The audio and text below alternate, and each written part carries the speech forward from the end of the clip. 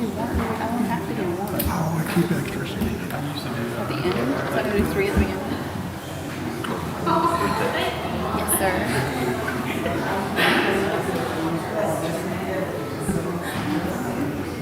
Okay, appreciate it. I know. You're going to make me really start to serve it.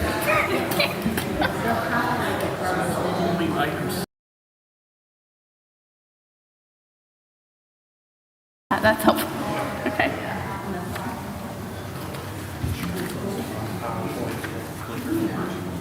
What do you want to do? I can do it. I mean, I'm used to doing it. Just tell me.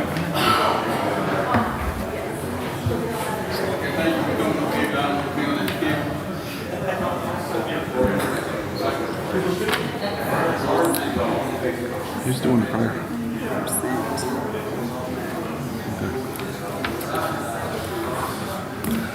How many?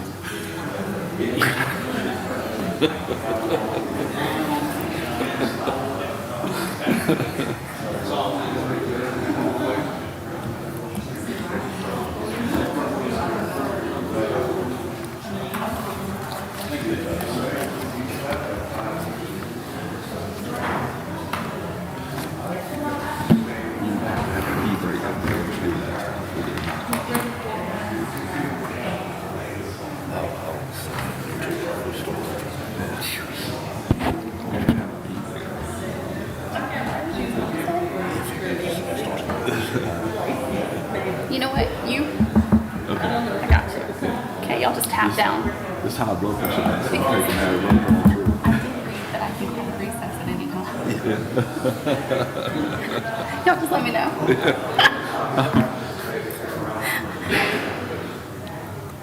Feeling high blood Okay. pressure. Okay. Good afternoon. I'm Emily Truman. I serve as the 2025 Chair of the Gates County Board of Commissioners. I am joined tonight by Commissioner Nathan Berryman, Commissioner Jonathan Craddock, Commissioner Brian Roundtree, Commissioner Dave Forsyth, County Manager Scott Sauer, and Clerk to the Board Renee Draper. Attorney Pitt Godwin is excused for the evening. Let's see here. I would also like to welcome some special guests in the audience. The AmeriCorps members from the NC State Secret Program. They are here and we would like to recognize them. So if you could all stand, please. The team, yes.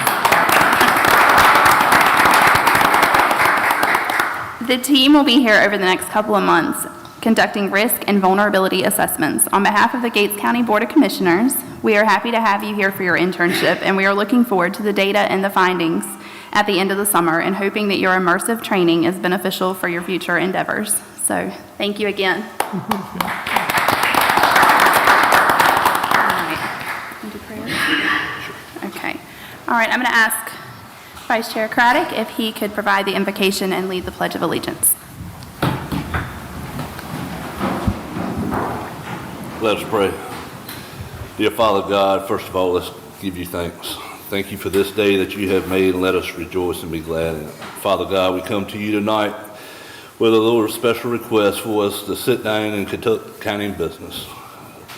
Lord, please let us agree to disagree and still be partners of this board. Father God, we ask you to bless every citizen of this county how you see fit. We're all children of God.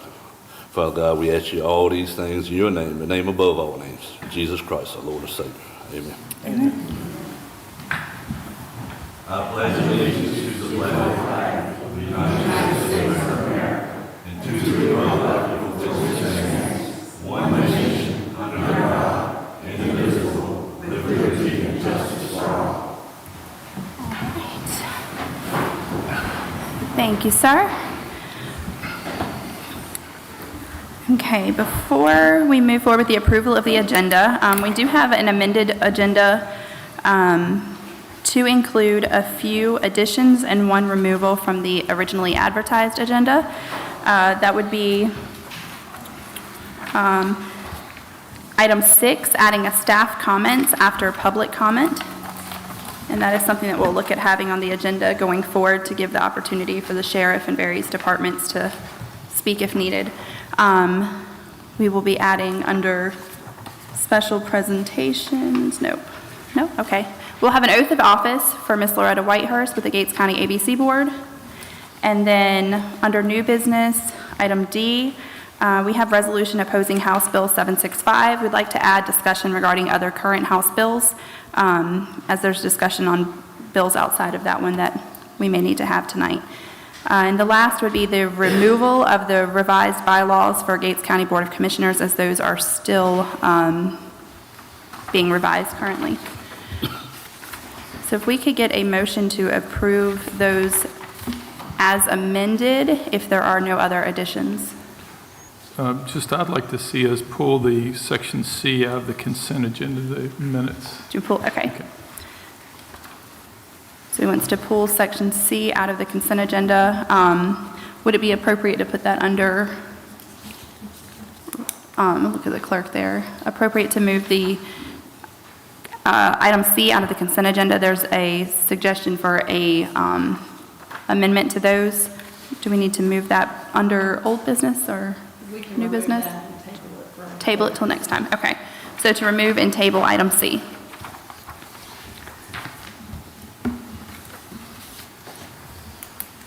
All right, do we have a motion to approve the agenda as amended? So moved. So second. All in favor, and we vote with a show of hands? Aye. All right. So that will pass. Okay. All right, we are now moving into the approval of the consent agenda items, with item C tabled. So are there any questions about the consent agenda, or does anyone need any clarification on any of the items? And if not, a motion to approve the consent agenda is in order. So moved. All right. Second. And second, all right, all in favor? We can do a show of hands. All right. That is unanimous, and thank you. Okay. We are now going to move ahead to the public comment period. Just want to make a comment, as I did last month and will likely do again next month, just to remind everybody presenting to the board during comments, as well as the board, that the public comment period is not a time for conversation. The board will not engage in discussion with those presenting, except for bringing up a point or a question of clarification. In addition, public comments are to remain respectful and should not exceed 5 minutes. If you have signed up, Madam Clerk will call your name and you can come to the podium. If you could please just begin by stating your name and the district that you are in. We have Kyle Truman. Yep, and we do have the clock on the side here with the 5-minute timer if you... Okay. Hello, Commissioners. My name is Kyle Truman. I live in Eure on Turner Road. 2 things tonight. The first one's quick. The second one is not. The first thing is that Hope Fellowship invites all of you to the Great Gatesville Barbecue on Saturday, June 7th from 2 p.m. to 6 p.m. at the Gates County Community Center. Free barbecue and some other fun stuff. The second thing that I'd like to mention or to bring to your attention is the baby box bill that's circulating in Raleigh currently. On May 1st, the North Carolina House passed House Bill 139 called the baby box bill. The bill is currently in the Senate and could become law later this year. If this bill is passed as is, it will make our county's safe haven baby box illegal. This baby box bill would require that baby boxes only be located in facilities that are staffed on-site 24/7, 365. Due to the nature of almost all emergency facilities, including our very own EMS station, there are rare occasions where no staff is present due to high call volume. This bill would require our county's EMS station to remove the baby box. As you may recall, in 2022 and 2023, citizens and churches in our county raised over $23,000 to install our safe haven baby box at the Gates County EMS station. This project came to a fruition out of a strong desire in many to rescue those in our community who may be taken away to death, slaughter, or abandonment. And for me, it was part of a greater longer-term desire to draw attention to and reform our state's complicated and inefficient foster care and adoption policy. While much more than this needs to be done, this was one way to raise awareness of the plight of our preborn and newborn population in our community. When I first heard about this bill 3 weeks ago, I saw that our own Congressman Bill Ward was a primary sponsor of this bill. He and I got to meet last week, and he started the meeting by saying, "We are most likely going to shut down your baby box." Not a good start. During the meeting, I learned that the author of the bill asked him to sponsor it, and I asked why didn't he check with his own constituents who had first-time experience of a project with this nature and see what they had to say about it. And he said he didn't have the time to do so. I also learned that the North Carolina Values Coalition and the North Carolina Association of District Attorneys want this bill in place. When I asked him why he was more concerned with what powerful agencies in Raleigh wanted more than his own constituents, he had no answer. I told him that the current laws in place posed no difficulty for us with this project a few years ago and asked why they were trying to fix something that was not broken.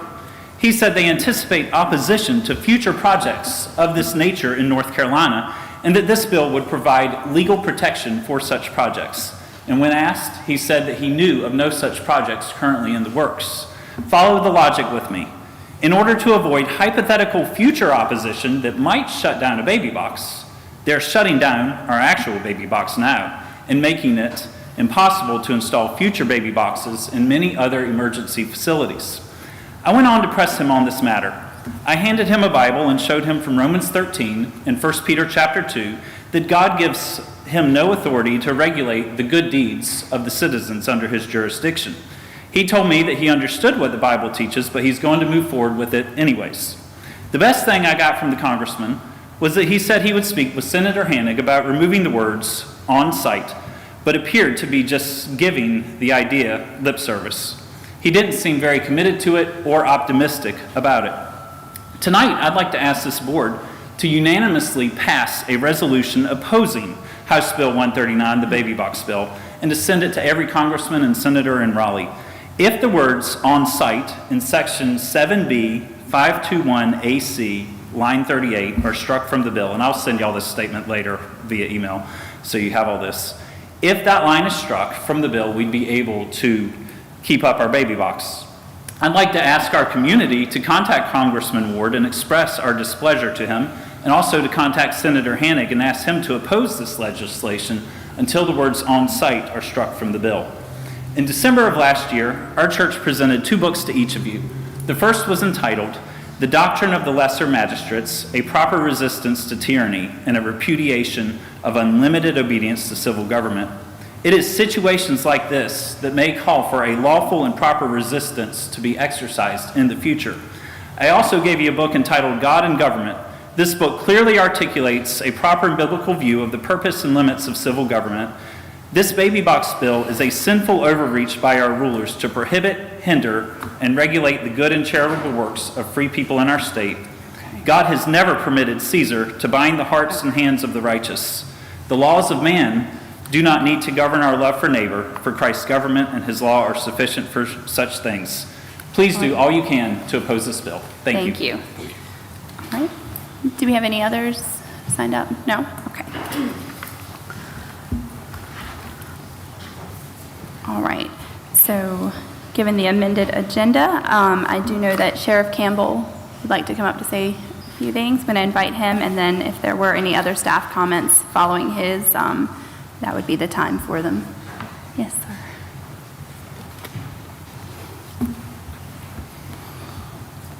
I'll be as short as I can, but glad to see you guys, glad to be here tonight.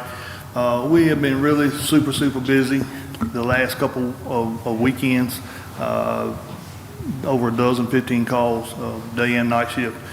A couple that I wanted to highlight was last Friday, and arrest that we made last Friday on the B&E on Mill Pond Road. I got a fairly new deputy. She's only been with us a couple of years, and she was following her gut instinct that made this happen. So this deputy has continued to get better and better, and because of her following her instincts, an arrest was made because this individual gave fake names to everybody. So when he got to the office, He and I had a come to Jesus meeting, and he decided to talk. So from there, we arrested a guy that had felony probation violations and felony assault on a law enforcement official out of Forsyth County. So not from around here. On Monday, again, a good arrest. Actually, it was three arrests on a single traffic stop. Again, this arrest happened because a citizen saw something and said something. From them seeing something, in a matter of minutes, we had a traffic stop, and we had four individuals in the vehicle. 3 were detained. One was immediately arrested, and just a few minutes later, after we figured out who the other 2 were, 2 more arrests. One of those arrests was made on still an active warrant from 2004. He thought he was safe, and he was not. That individual was wanted for assault, felony assault out of Rockingham County. He was arrested. The other individual was arrested for probation violations out of Chesapeake, Virginia. So they came and took him. So I say this because we can't be everywhere every minute, and we depend on citizens to say something to us, and we act on it. Both of these arrests happened really, really quick after we got the initial on that. So I'm thankful for the citizens for watching out over their county, and you got the best group of deputies, the best group of law enforcement officers this county's ever had. So anyway, thank you. All right, thank you, sir. Thank you. All right. Were there any other staff members that needed to come forward to address the board? Okay. All right. Next item on the agenda, we would like to invite Ms. Helen Muir with the Governor's Volunteer Award Coordinator and Mr. Erna Bright to the front of the room.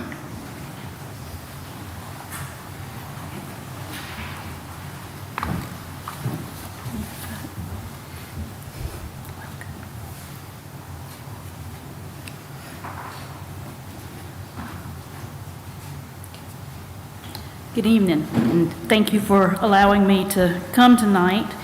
The Governor's Volunteer Service Award honors people who have shown concern and compassion for their neighbors by making a significant contribution to their community through volunteer service.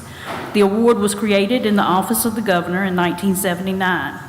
The Governor's Medallion Award is the highest volunteer award available and honors the true spirit of volunteerism by recognizing individuals, groups, and businesses that make a significant contribution to their community through volunteer service. Mr. Erna Bright was nominated by our county manager, Scott Sauer, and I'd like to read a summary of his application. It was 2 pages long, so I'm just going to hit the highlights. Erna Bright Jr. is a dedicated volunteer in Gates County, North Carolina, known as the Telephone Guy, from his decades with Carolina Telephone, now doing business as Brightspeed, and his ongoing role as Assistant Chief with the Sunbury Volunteer Fire Department. He became instrumental in Gates County's broadband initiative, volunteering his technical expertise to the county's task force. His advocacy and personal verification of fiber installations, including identifying mapping errors and issues with low-hanging lines, were crucial in achieving 97% fiber installation in this rural area. Mr. Bright has also volunteered over 1,000 hours helping track federal and state grants exceeding $68 million for broadband deployment in northeastern North Carolina, holding providers accountable. More often than not, Gates County has experienced water lines being cut during the digging and boring for fiber, causing great consternation for resident water customers, and Mr. Bright has personally tried to coach and advise these subcontractors regarding communicating with the water department and raising safety concerns when traffic control and flagging the roadway is not being performed. He's even made personal temporary repairs to cut landlines for elderly residents, demonstrating his deep commitment to his community. On May 12th, Mr. Bright attended a special ceremony in Raleigh, sponsored by the North Carolina Commission on Volunteerism and Community Service, where he received this certificate and a pen, I believe. And a medallion. which she wears at home all the time, I'm sure. Mr. Bright, congratulations on being nominated and selected as Gates County recipient of the 2025 Governor's Volunteer Service Award. Thank you.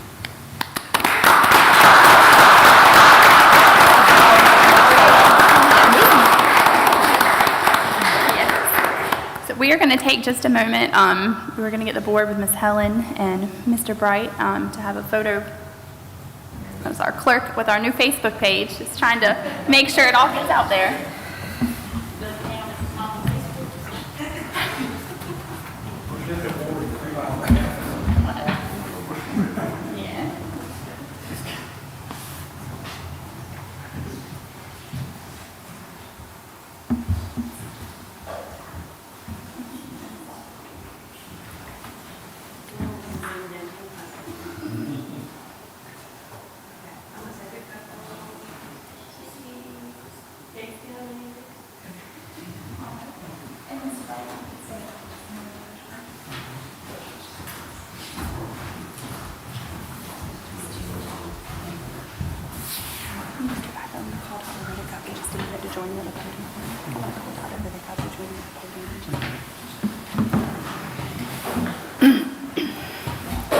All right.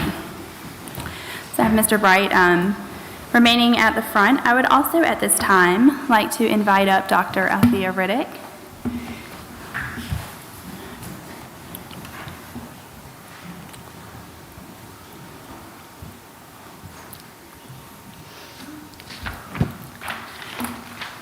So in addition to the Governor's Volunteer Award, we wanted to recognize and acknowledge the work that you both have done here with our broadband and internet. But NC Rural Center Awards were received by both of you in March, I do believe it was March. It was published in April, but it was actually in March for the work done with the broadband and covering the 99% was the last I read in Gates County, which, if anyone knows, our rural community has a hard time sometimes keeping up with other counties, but in this one, we're on the forefront, and it is thanks in, I say great parts, but in entirety to these two for their hard work. And we just wanted to thank you both. I don't know if you wanted to say anything there. But there is an article that we can have put on the Facebook page as well with the Roanoke Chowan News Herald that shares their journey and their heart for bringing broadband to this area, from the heart that Dr. Riddick has had to the expertise that Mr. Bright was able to bring forth and the countless hours that they both put on the road and on phone calls and going back and forth to Raleigh and on Zoom meetings and all the things that they have done for years to try and help push our little county forward. So we thank you, and we would like to also get a photo with both of you. If any. I will. I have fond memories at, I don't know what it's called, Eastern Crossroad Ballpark now. It used to be called JC Ballpark. The first cell phone I ever saw in my life was carried by that man. It was a bag phone. And for the longest time, he was known as the phone guy. The phone guy. Well, it's turned into the broadband man. And countless hours, countless conversations, very much appreciated. It really is. I know I enjoyed mine. And I want Attorney Godwin is not here tonight, but when Dr. Riddick first started talking about broadband, I was sitting right there where he was, and we look at each other. That stuff ain't never coming to Gates County. Well, she proved us wrong once again, and countless hours, Zoom meetings, conversations with Irma, county manager, writing grants. No, they ain't gonna do this to my farmers. She was there, and thank you. Thank you for everything you've done for this county. Broadband is it's taking us to the next level. You said we were gonna have it. I didn't believe you at first, and then she put me on the broadband task force. I started believing, and thank you very much. Thank you. There were any other comments? Yes. And I also want to say thank you to the two of you. The award itself, Innovation Award, speaks for itself. Brought innovation to Gates County. And not only did you bring innovation to Gates County, you established Gates County as the forerunner in broadband. I thank thank you for your expertise, Mr. Bright and Dr. Riddick. I thank you for your leadership and your vision for Gates County. And thanks to the two of you, Gates County is on the map in the area of sector of broadband. Thank you. And we're not done yet either. No, we're not done. See, it said 99, is that why we're not done? We gotta hit that. All right, so we're gonna come up with you.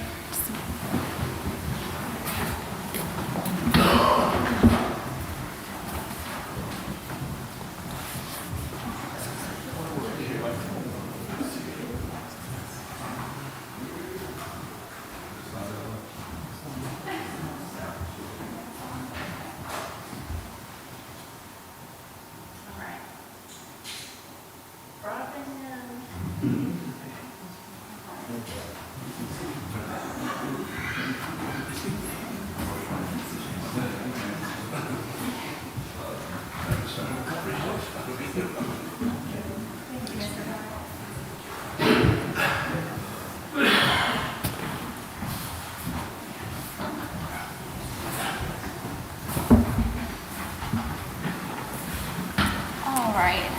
So again, if we could just give them a round of applause for their work for Gates County.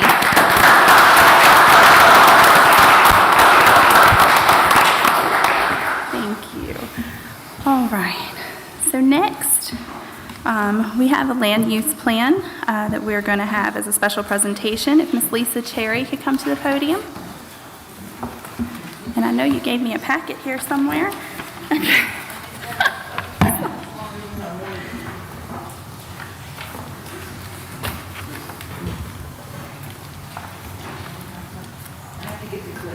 Okay.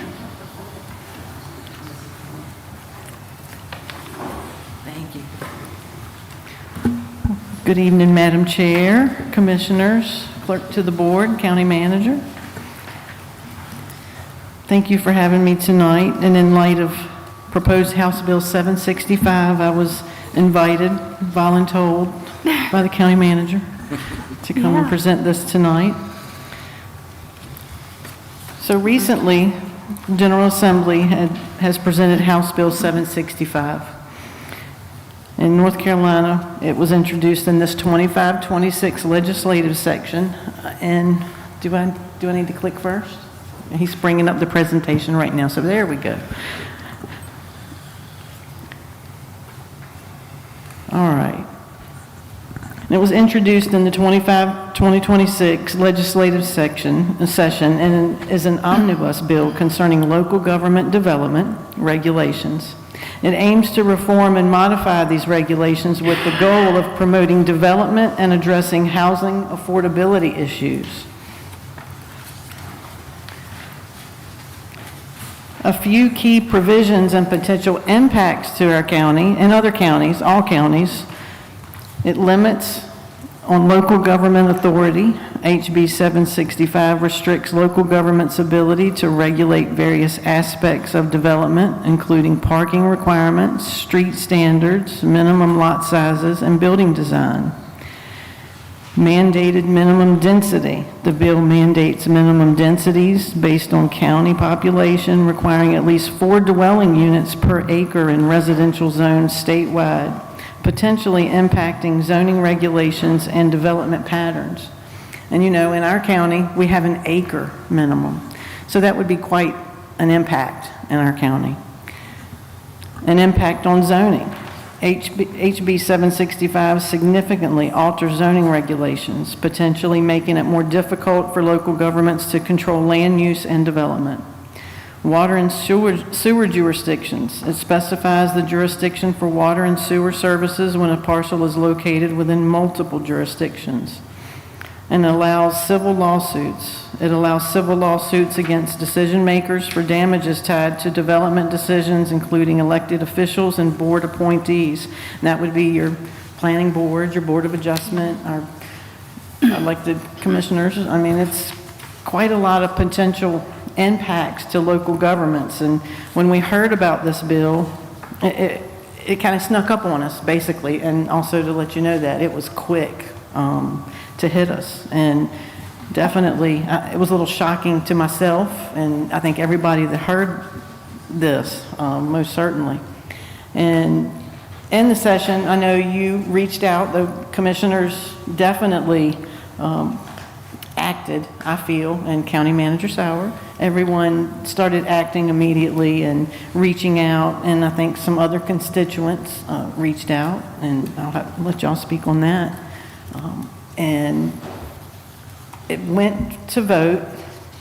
It didn't make crossover, we heard initially, which means if it doesn't make crossover, it doesn't go to the Senate and as a House bill. So we thought, hey, it died. Well, it didn't. They put some finance fees in there, which means it is exempt from crossover, which means now it is still alive and they could still vote and pass this bill. So it's a little scary for us here in the county. So in light of that, I was asked to come here tonight and just give some information on our zoning, our subdivision standards, and our land use plan. So in light of that, I'm going to just move on now and give a little bit of information on what we've got going on. In Gates County, our planning and development encompasses planning. Our department encompasses planning, building permits, building inspections, zoning, floodplain management, and administering various county ordinances. These ordinances include local regulations relating to subdivisions of land, manufactured homes and parks, and complaints for code enforcement, tall grass, trash, etc. Planning and zoning is also responsible for administering the zoning program, handling map and plat reviews, and overseeing CAMA land use planning. GIS updating, maintenance, street naming, and addressing are administered through the office. The county advisory boards that oversee the land use planning, recommendations, things like that, are the Planning and Development Technical Review Committee, Board of Adjustment, and the Planning Board. And we've been busy. The Board of Adjustment just yesterday heard 2 cases, and they were commercial related. We approved a possible, and they want to be, a auto repair shop, specifically alignment, and a convenience store in the Drum Hill area.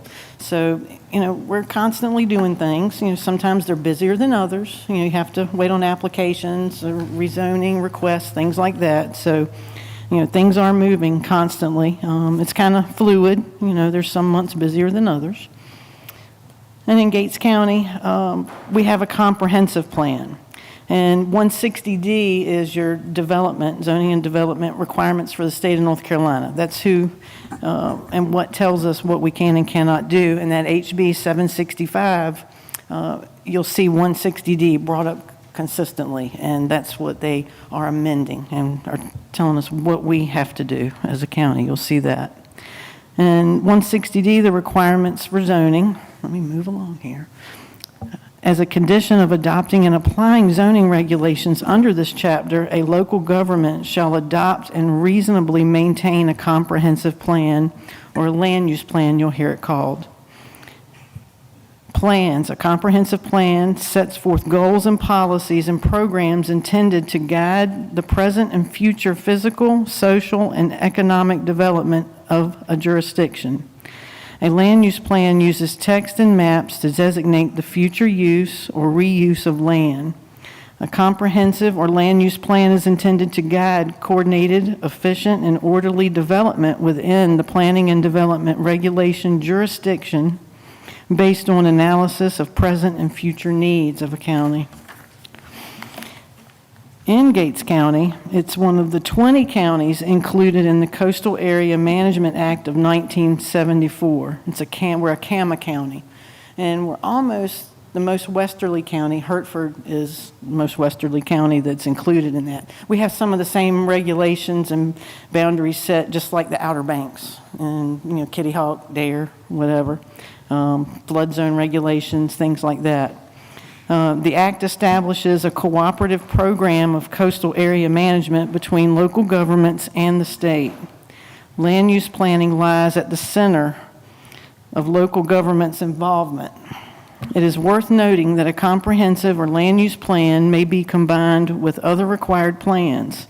The prime example of this land use plan required for certain coastal communities under the Coastal Area Management Act.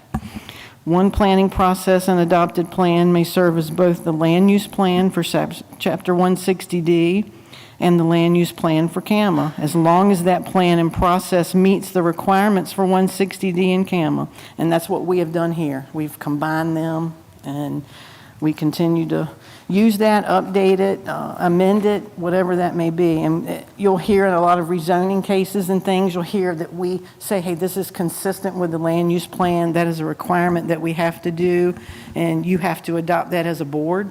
And you'll adopt that statement. The planning board has to adopt that statement every time we do that. So now we'll move on. This is some things from the land use plan. You'll see there's a community facility map. We have to designate those things, and we'll use this too when people come around, maybe for economic development and things like that.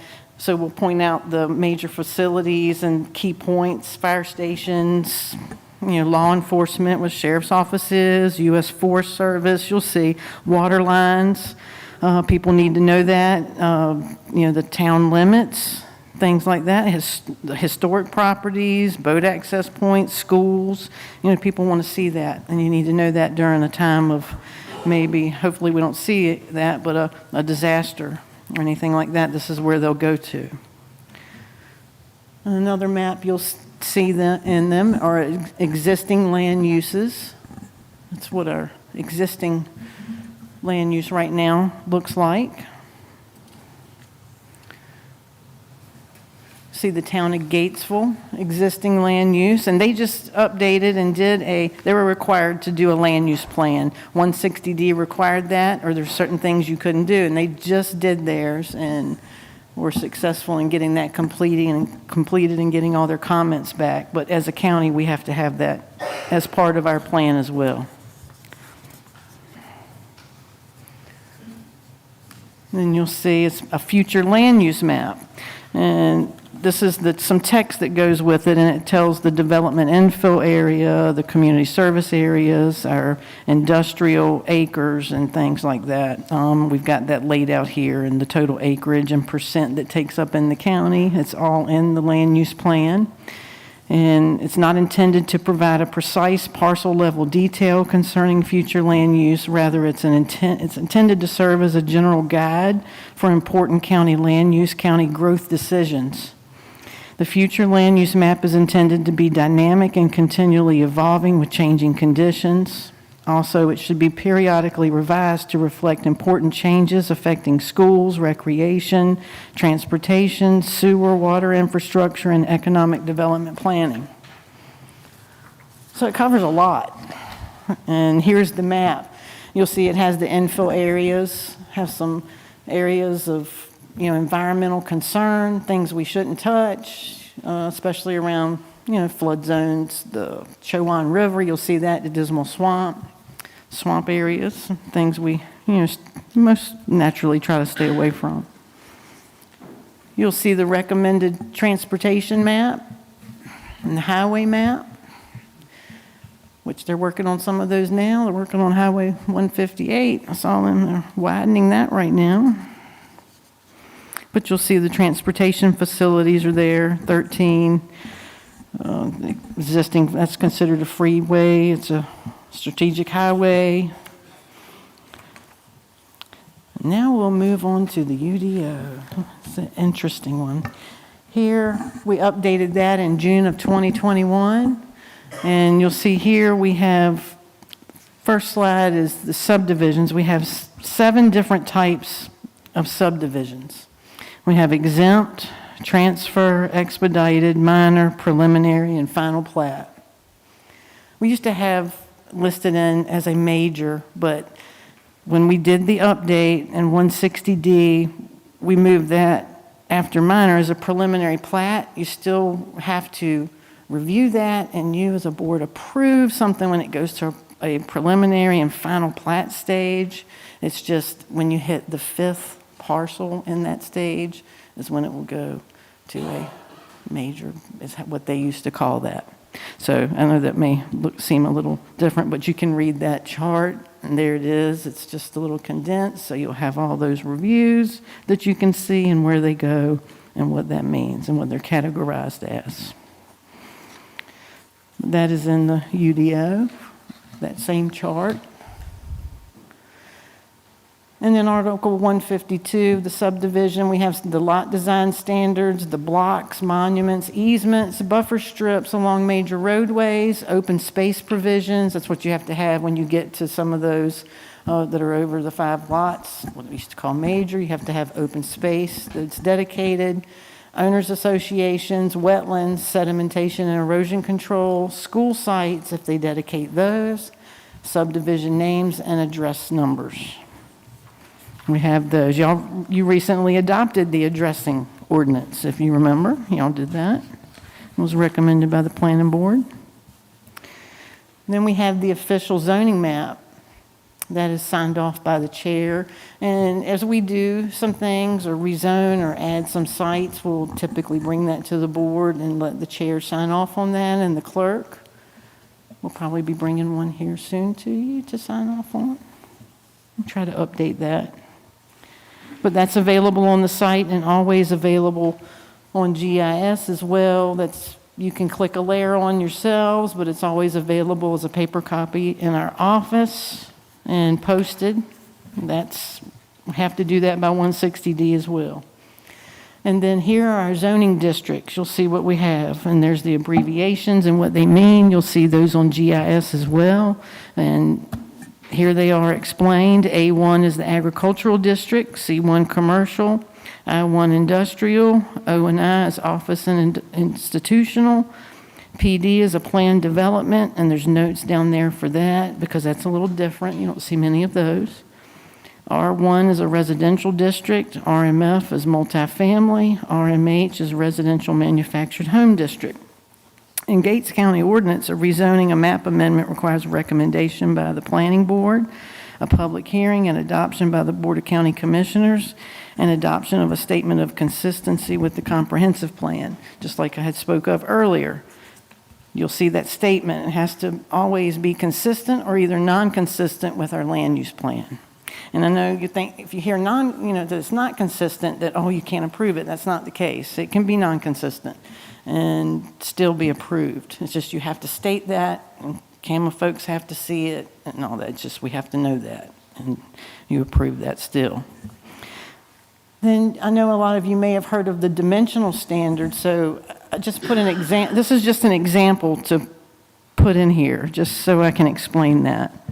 And this was for a workshop. So I know everybody's thinking, why'd y'all put that? So my workshop was canceled because of snow. So I've put this in here, and if it's something you don't want to see, tell me and I'll move on. But I just wanted to put an example to explain it. This is an R1 district chart, the minimum lot size, and it explains it down here is 1 acre as required or required by the Gates County Health Department. They can come in, that's Albemarle Regional Health System.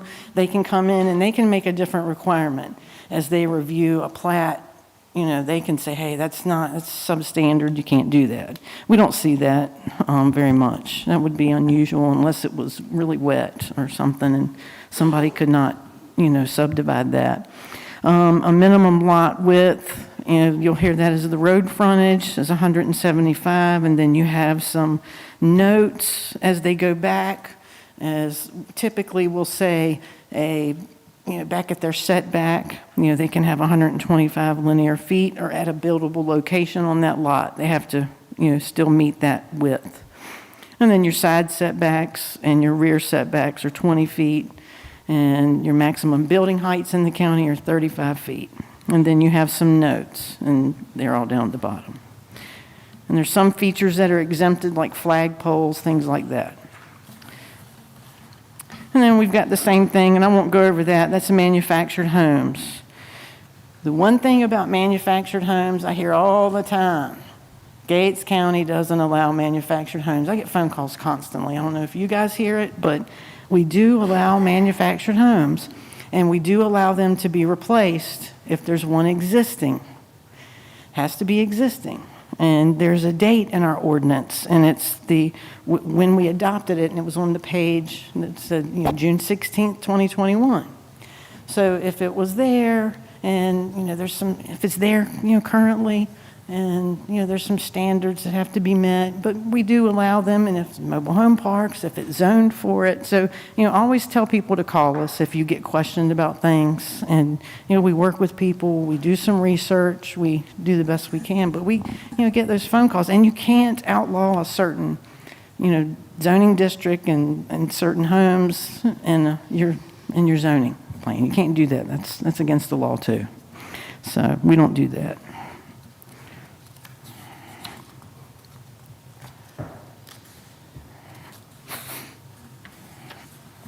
So now I'm going to go to the summary use table, or what you'll call the table of permitted uses.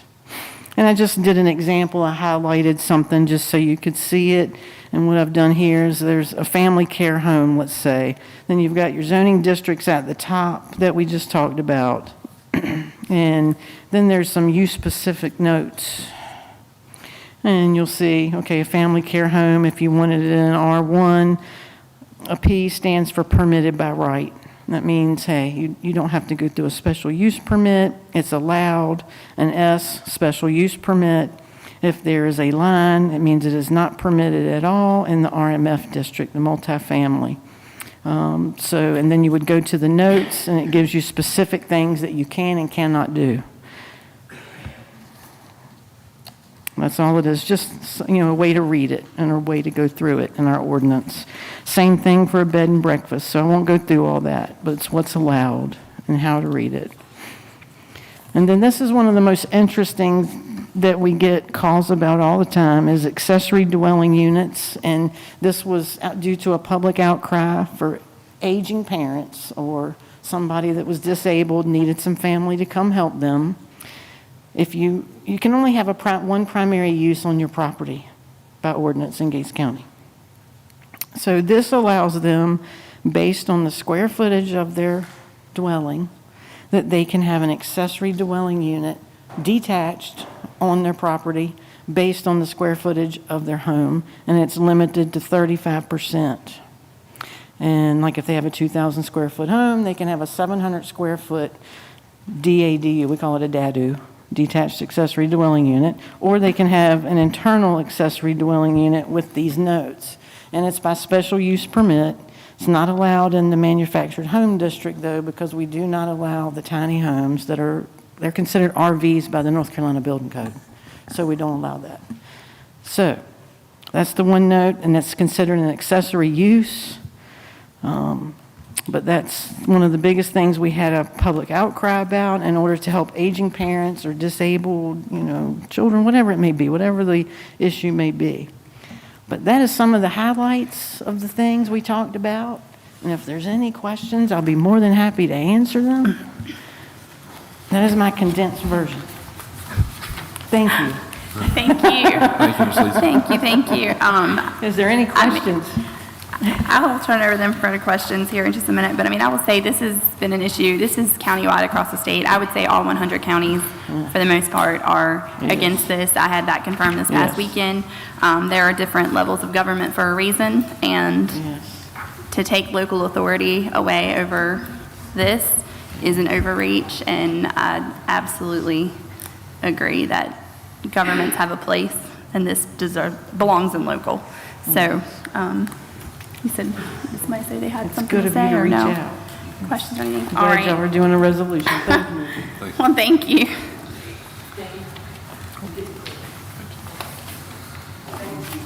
Thank you, Ms. Lisa. Okay, just a second to rearrange some papers. Okay, so we are moving on to old business now. We have Summit Design and Engineering Services. I trust that everyone has reviewed the professional service agreement and revised. Oh, you know what? We did have an amendment to another presentation. Is she, okay. You said what? Is she here? Yeah. All right, so actually we do have one other under the special presentations that we had in our amended agenda, and that is the oath of office for Miss Loretta Whitehurst. So, is here?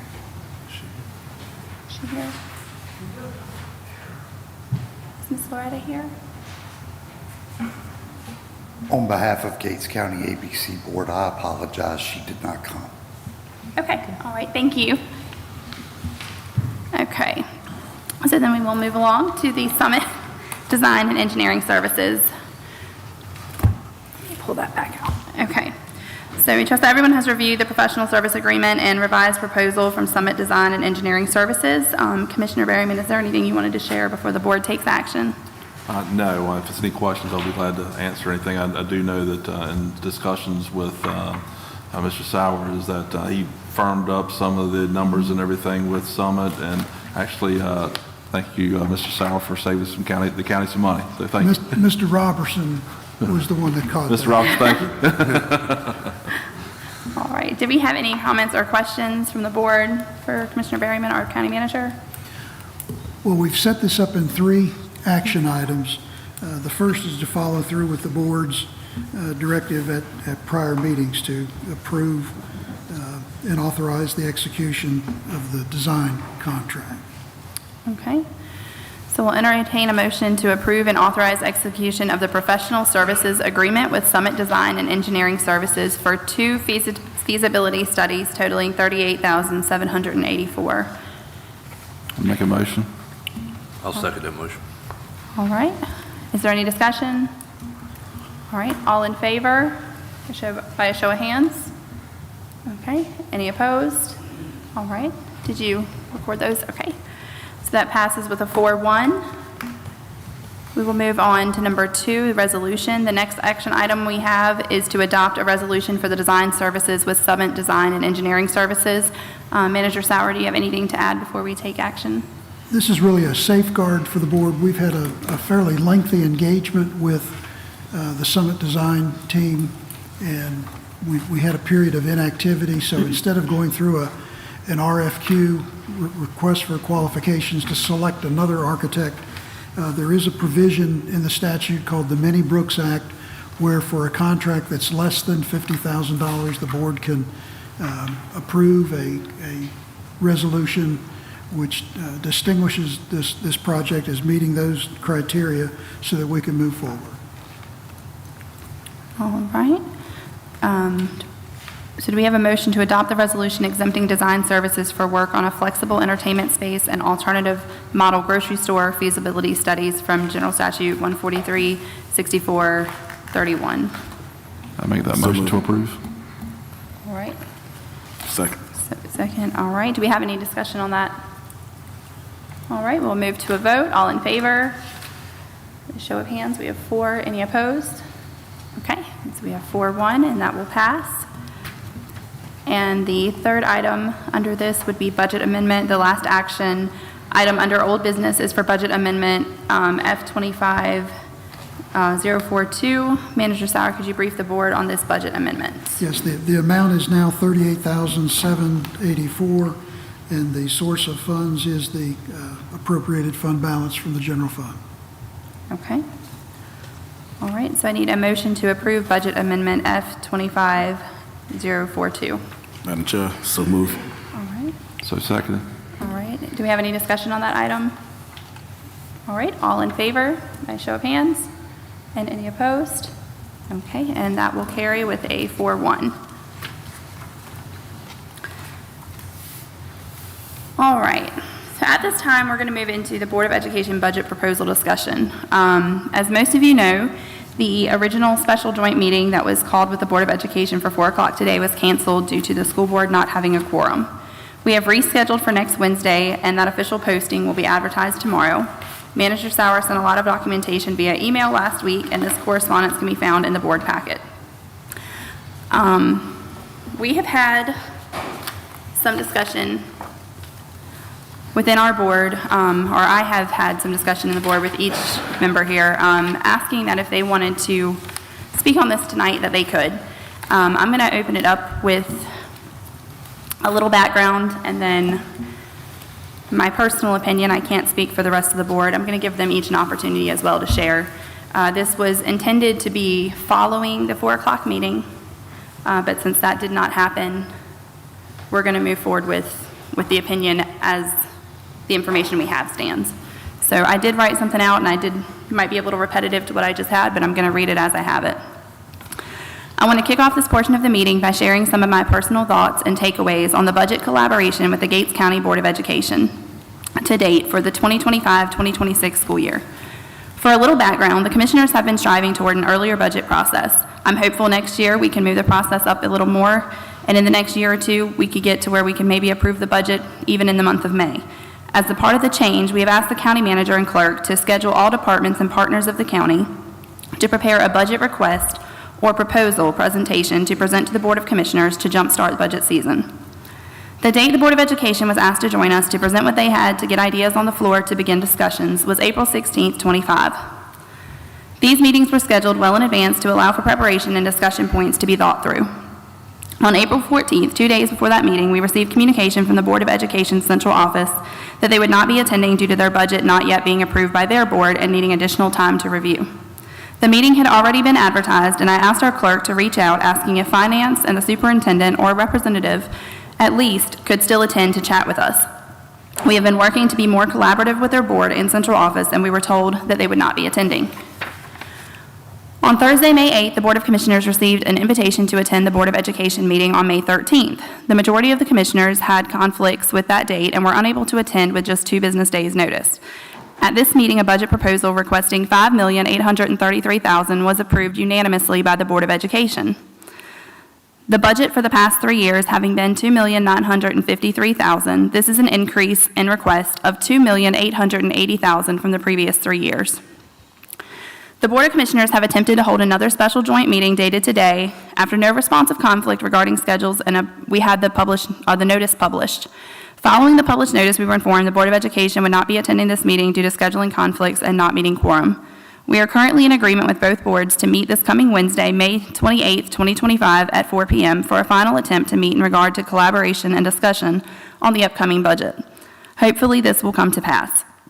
Tonight, each commissioner, if they choose, will be sharing their opinions on the budget presented prior to our meeting next week. We'd hoped this portion would be following our meeting today, but as that meeting did not happen, we wanted to continue to move forward with addressing this item, as many citizens have voiced concern after receiving a call from the Gates County Superintendent, Dr. Barry Williams, last week. Now on to my opinion, which may or may not encompass the feelings of my fellow board members. The Board of Commissioners have a responsibility to be fiscally responsible and conscious of the county's funds and the citizens' tax dollars. The responsibility of the Board of Education is to provide the best education for our children that they can, to keep the students' best interest in mind.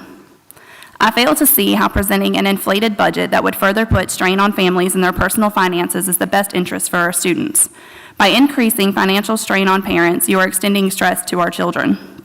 Tonight, you will hear some numbers I believe the county manager may have on the effects this request would have on property taxes should the budget be entertained, along with data and opinion from the colleagues on the board.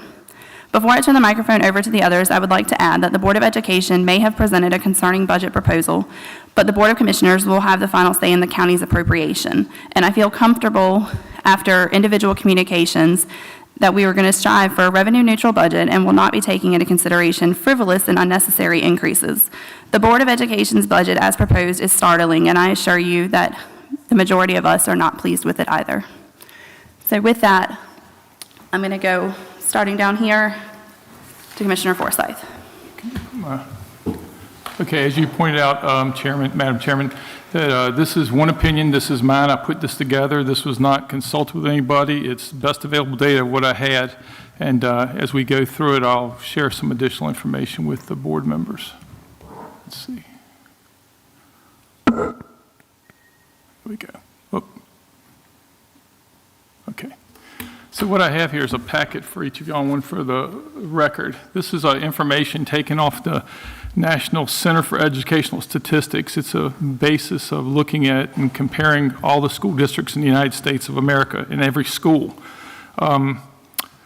I compare things normally. People have heard me before talk about the Sweet Five of counties. I look at the 2 counties that are next smaller than us in size and the next 2 counties that are larger than us in size. And so the packets of information provided to the commissioners are summary sheets printed directly off of the NCES database. It's for the year 23-24. That's the last published data, most recent they have available. And then there's some other information in here that I gathered directly from the School of Government, UNC School of Government information. So I'll try and point that out or note it when I recall it as I go through this. So these are some comparison tables that are just directly come from the data that's collected in those sheets. It shows that the first one up there just kind of shows populations versus the student enrollment. You know, as the counties get bigger, the population goes up, some of them get a little more population. Then the next one, top right, that's the number of teachers that each of the counties have versus the total staff. And I think that's kind of important because one of the things I want to point out there is right in the middle, Gates, we have significantly more non-teaching staff than we have actual teachers. Some of the other counties, it's closer together, but I guess us and Washington County are the big outliers. And I'd like to note that Washington County just consolidated their 3 elementary schools into a single one, so they're still dealing with staff downsizing. I've talked to their commissioners recently, 2 different commissioners, about the problems they're still addressing and trying to work with. The bottom left one talks about superintendent salaries across the Suite 5, and again, you'll see Gates County superintendent is the highest paid amongst all of those. And then local student costs, there to the right off of this data, it shows that out of local government taxes, Gates County pays way more already before this current budget proposal than the other counties, and in a couple of cases, significantly more than the others. Some things I want to point out, I put elephants on the table, stuff I hear about from talking to people in the community. It's been noted to me that at T.S. Cooper, there are 5 classrooms that are supposedly for students that are sitting empty, that might be used for some other purpose, but they're empty. At Buckland, I was told there's 5 different classrooms, and at Gatesville, 4 classrooms. So if that's even remotely correct, we have 14 classrooms. It's almost the size of a complete school that have been empty. But you add on to that the part that small quantity of students, in some classes they only have 10 to 13 students in a classroom, in the classrooms that are occupied. I grew up in a public school system, and I can remember many a time where I had upper 20s and even low 30s in my classrooms, and that was commonplace when I was learning. Maybe some would say I didn't learn so well, but either way. I want to point again that overly abundant main office staff and support staff compared to the similar sized counties that were on that table, also available in this data. It sticks out quite a bit that Gates County, what many would say, are top heavy. This enrollment is slightly different than some of the stuff that's published, but where I gathered my data, it shows a consistent downward slope of our enrollment of our students. Since 2010, we had just under 1,900 students. 15 years later, we've dropped 500 students. That's almost a third of the student population smaller. This is a typical trend from everything we hear of other rural counties in our area and across the state. But at this point in the year 25, where we have 1,300 students, we basically are still trying to maintain the same facilities and sizes, et cetera, and support staff as we had when we had 1,800 students. This is taken right off the state's web page for how you go about calculating superintendent salary. And this is just one example. It seemed the most obvious one to me, that for a superintendent where you have up to 2,500 students, and again, we have roughly half of that, the base salary is $10,000 a month. And as you go through the calculations, pulling it from there, you basically would add $253 if they have a doctorate degree, and potentially $126 more if they have an additional certificate. That would make an appropriate salary upper range for 2,500 student school system that we're much smaller than, of being $133,000. Gates County Schools pays our superintendent $170,000 a year. This equates to a school system with 25,000 students if you look back on this sheet here, which is incredible to me that we're paying that. So, and again, one person's opinion. I think, you know, as our chairperson described, we've tried to meet. We wanted to have work sessions to talk about this, last-second cancellations. I'll be honest, I was a little offended to see an email for the first time ever launched out to all the student employees of the school system a couple months ago when we first asked about them downsizing. Some are considering it. And then recently a phone call that went out to everybody again, without any discussion with us beforehand about what their needs are, I was pretty annoyed. But the additional thing is just to have a document the size of this dropped off for us to supposedly read. And quite frankly, those of y'all that have been around a while, you've heard of being baffled by BS. I perceive that, my personal opinion is that's what that is, a great big giant chunk of paper to try and overwhelm us. It's a gigantic increase in a budget request without so much as any discussion. So in my opinion, parent admissions, they didn't address the school lunch program. Separately, y'all don't know about this. We hear a lot of times, and several school board members have asked about, won't y'all fund the school lunch program? Even if you won't fund other things, won't you help us do that? I personally told them, yeah, come to the board with the request. Haven't seen anything, didn't hear anything. There's some line item in this when I looked through it quickly and saw some amount of money in there for it, but it's buried in amongst another $2 million increase. There's no indications whatsoever, any cost-cutting measures whatsoever. Nothing mentioned, nothing talked about publicly, nothing saying we're trying to downsize, we got empty classrooms, we could consolidate down, here's steps we're taking. You know, no indications whatsoever from my perspective, and as a leader of big organizations, you know, you have to show that you have skin in the game and you're trying to do something other than just pass on to the taxpayer, hey, pay for more stuff, which is the way I see this. There's no needs-based discussion of school performance. They're not talking about, hey, we need this extra stuff because we scored here, we've scored horribly low, and these steps we've taken aren't working, so we need to do these additional steps. Nothing that talks about that. There's no discussion of teacher compensation, really. They just talk about some extra money in there. But to be honest with you, again, Dave's personal opinion, I'm known to be outspoken. I was offended to think that our superintendent makes that much money when the teachers make dirt. And quite frankly, that's annoying. There's no long-term projections about facility needs or what they might be doing to try and cut back in the coming year. Oh, you know, hey, we need this much money, but next year we'll do these things.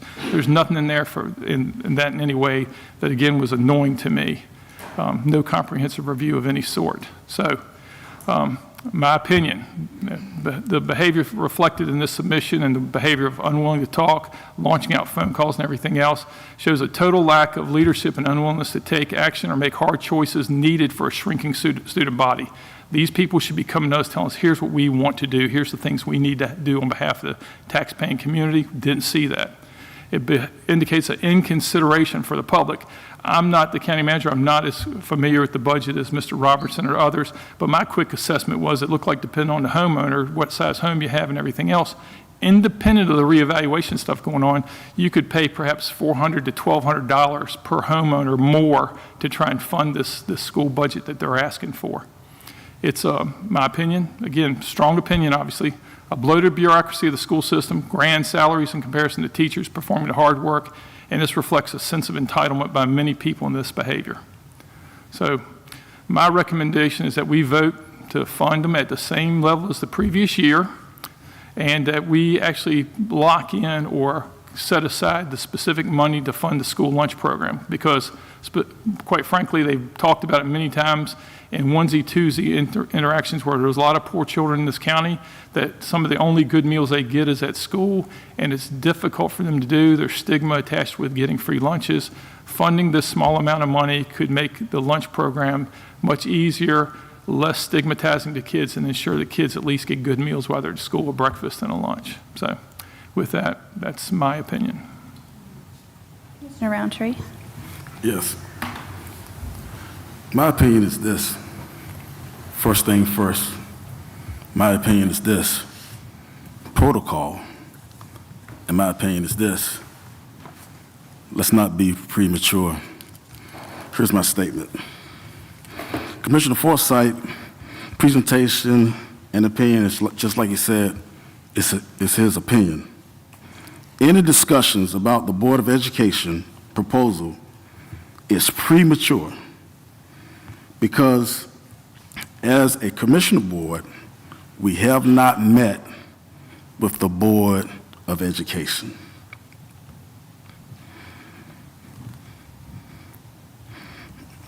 I was just made aware of this presentation, of us giving our viewpoints last night. I didn't have a chance to prepare my opinion, and plus, we haven't had a chance to meet with the Board of Education to find out what revisions they're going to make, what changes they're going to make, modifications, or anything of that nature.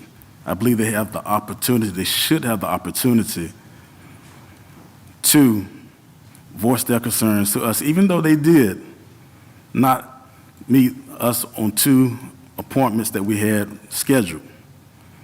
We still need to meet with them to find out exactly what revisions or modifications, because this is not a final budget, this is a proposal. We need to meet with them so they can let us know what revisions or modifications that can be made. They should be given that opportunity. Protocol. This is premature for us to even formulate an opinion and not meet at the table. On the agenda, if you look at the agenda, item B, it states, Gates County Board of Education, 2025-26 budget proposal discussion. And in parentheses, look at your agenda.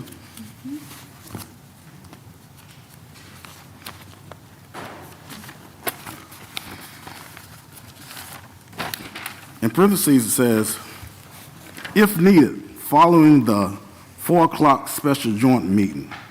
And as our chair, Madam Chair, stated, the 4 o'clock special joint meeting was canceled and rescheduled for May the 28th on Wednesday.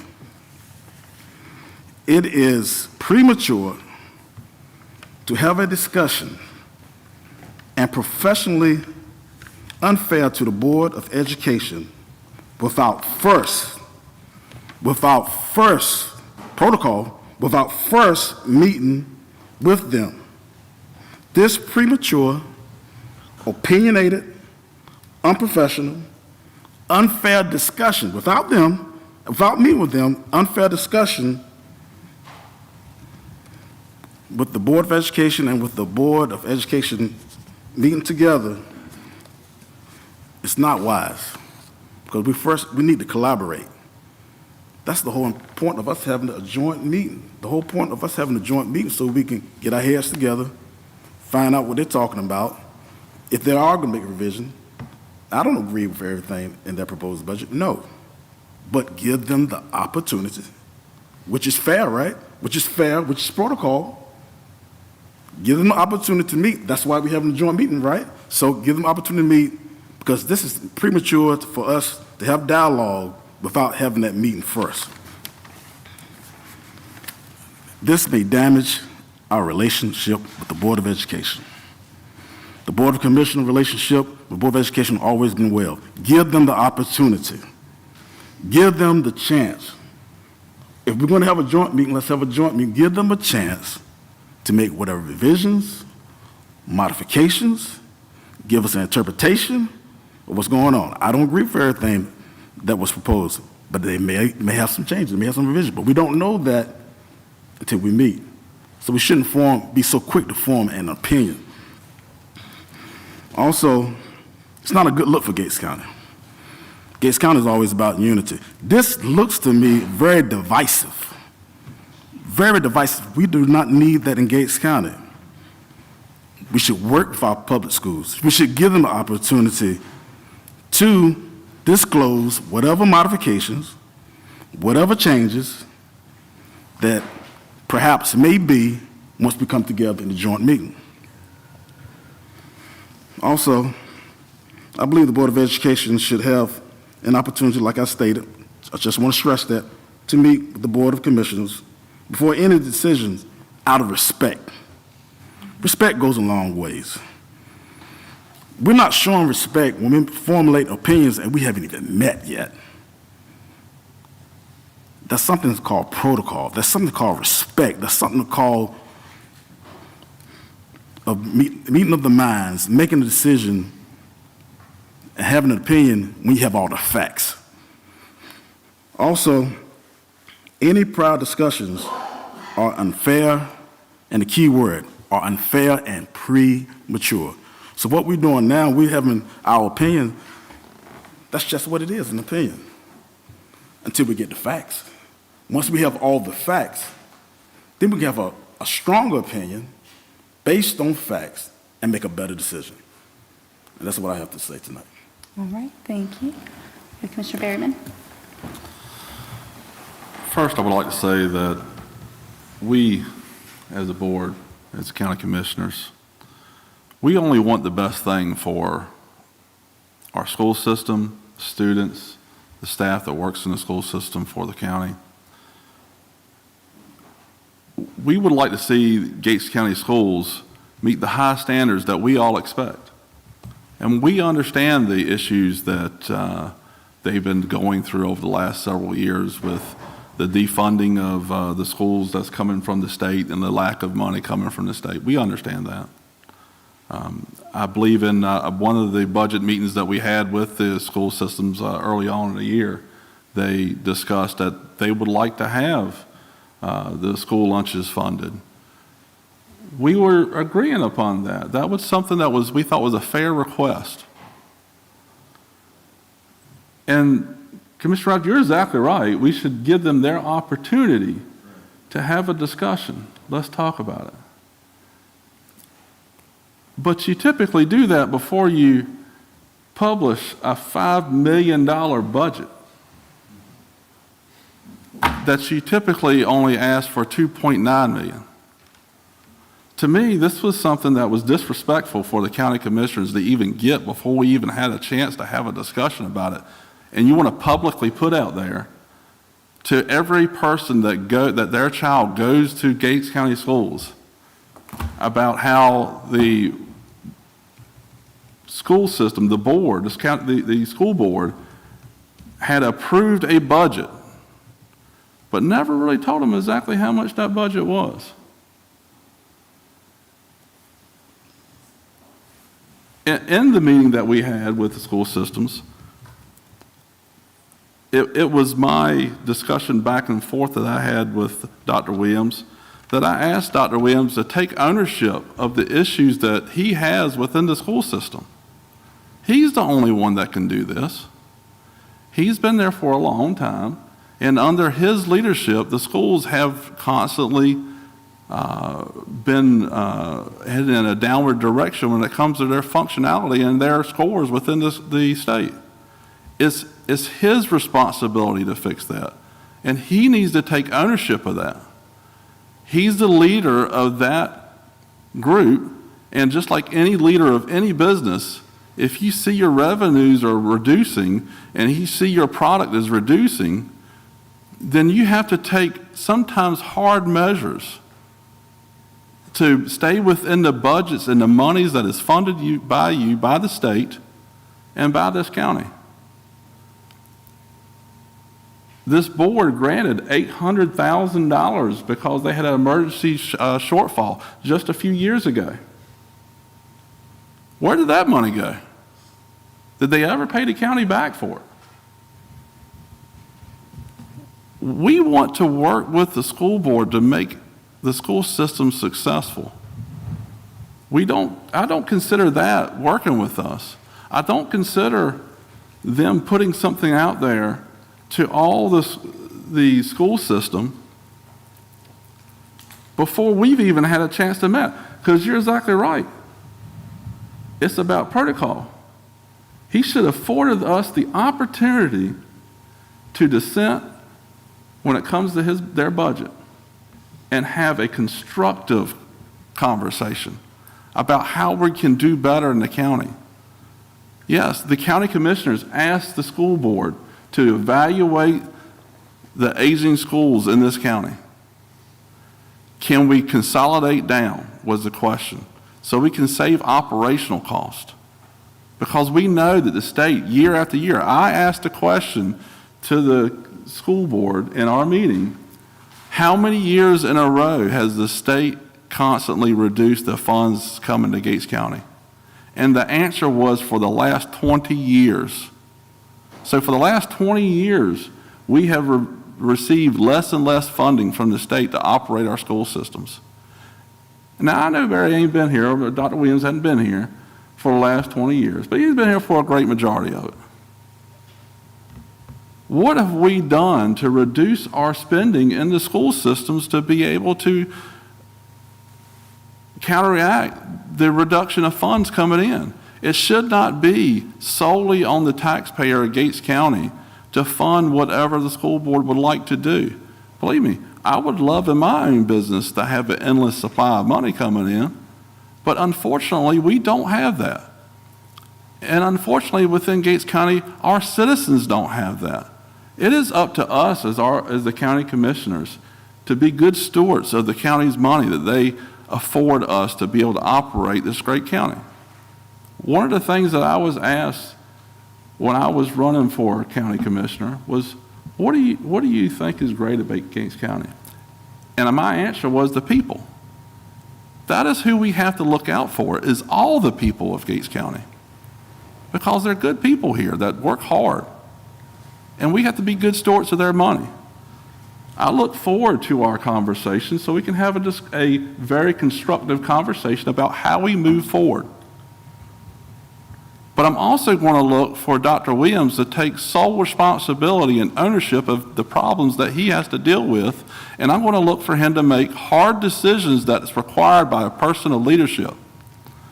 Sometimes being a leader is not about being able to travel all over everywhere and meet people and talk to folks.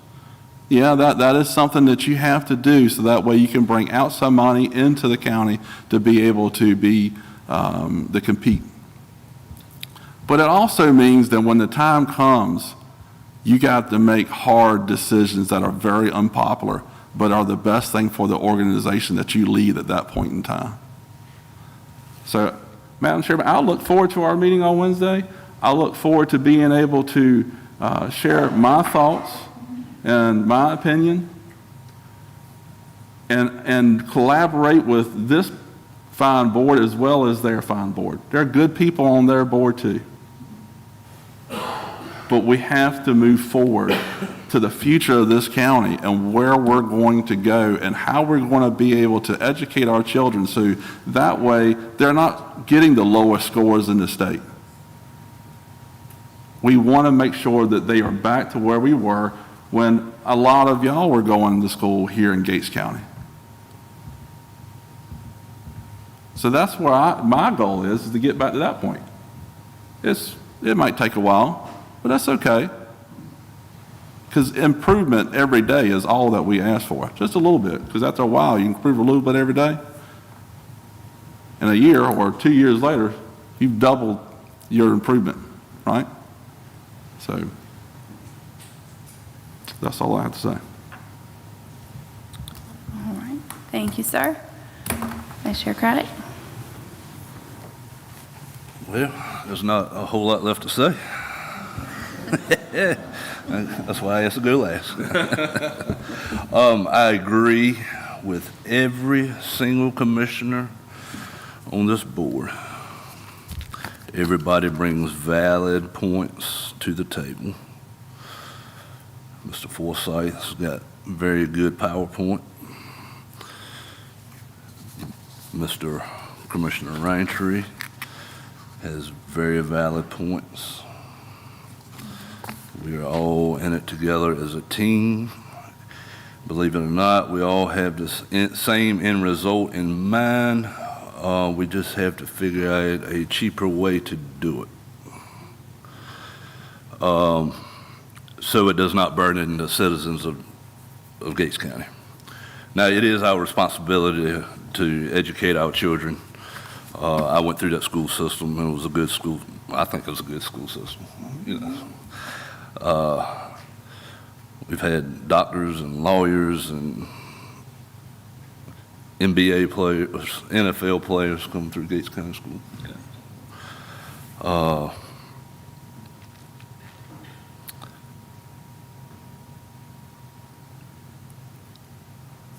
The only word that comes to mind right now, and this is how I'm going to end it, is I'm disappointed. Thank you, Madam Chair.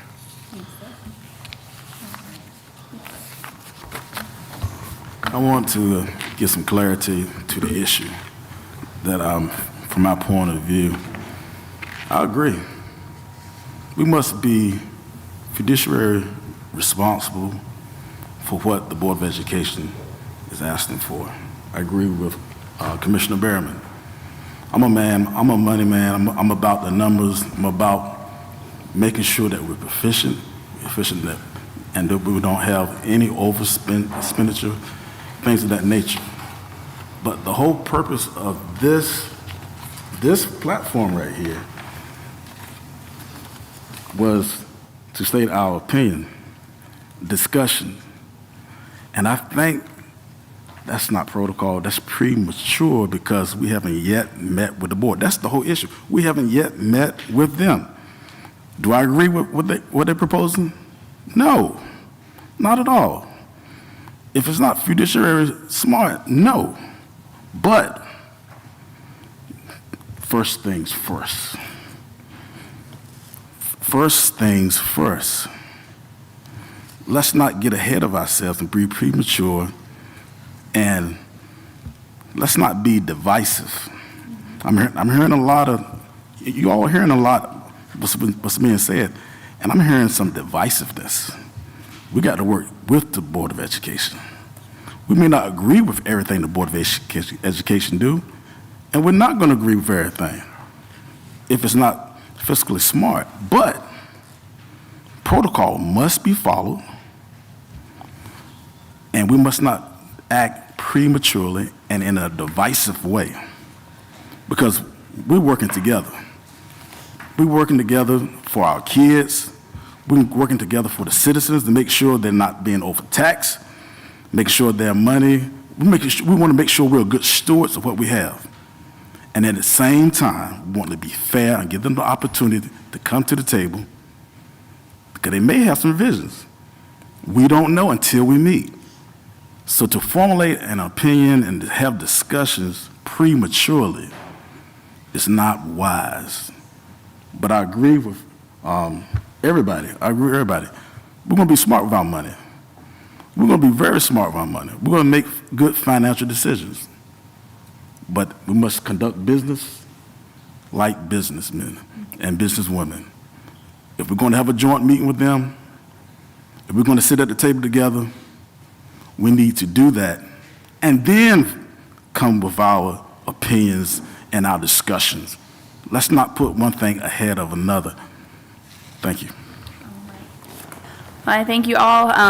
As mentioned, the reason we went forward with this tonight was because there have been a lot of citizens that have reached out to me, have asked our stance. We're coming up where we're expecting a budget presented to be able to present to you all, and at this point, we don't have that. So hopefully, after Wednesday, we can come together with the boards. We will have a budget to move forward with, a budget proposal that we can work with, so that we can get to the public hearing where we can have citizen input and your opinions brought to us on the budget before we move into approval.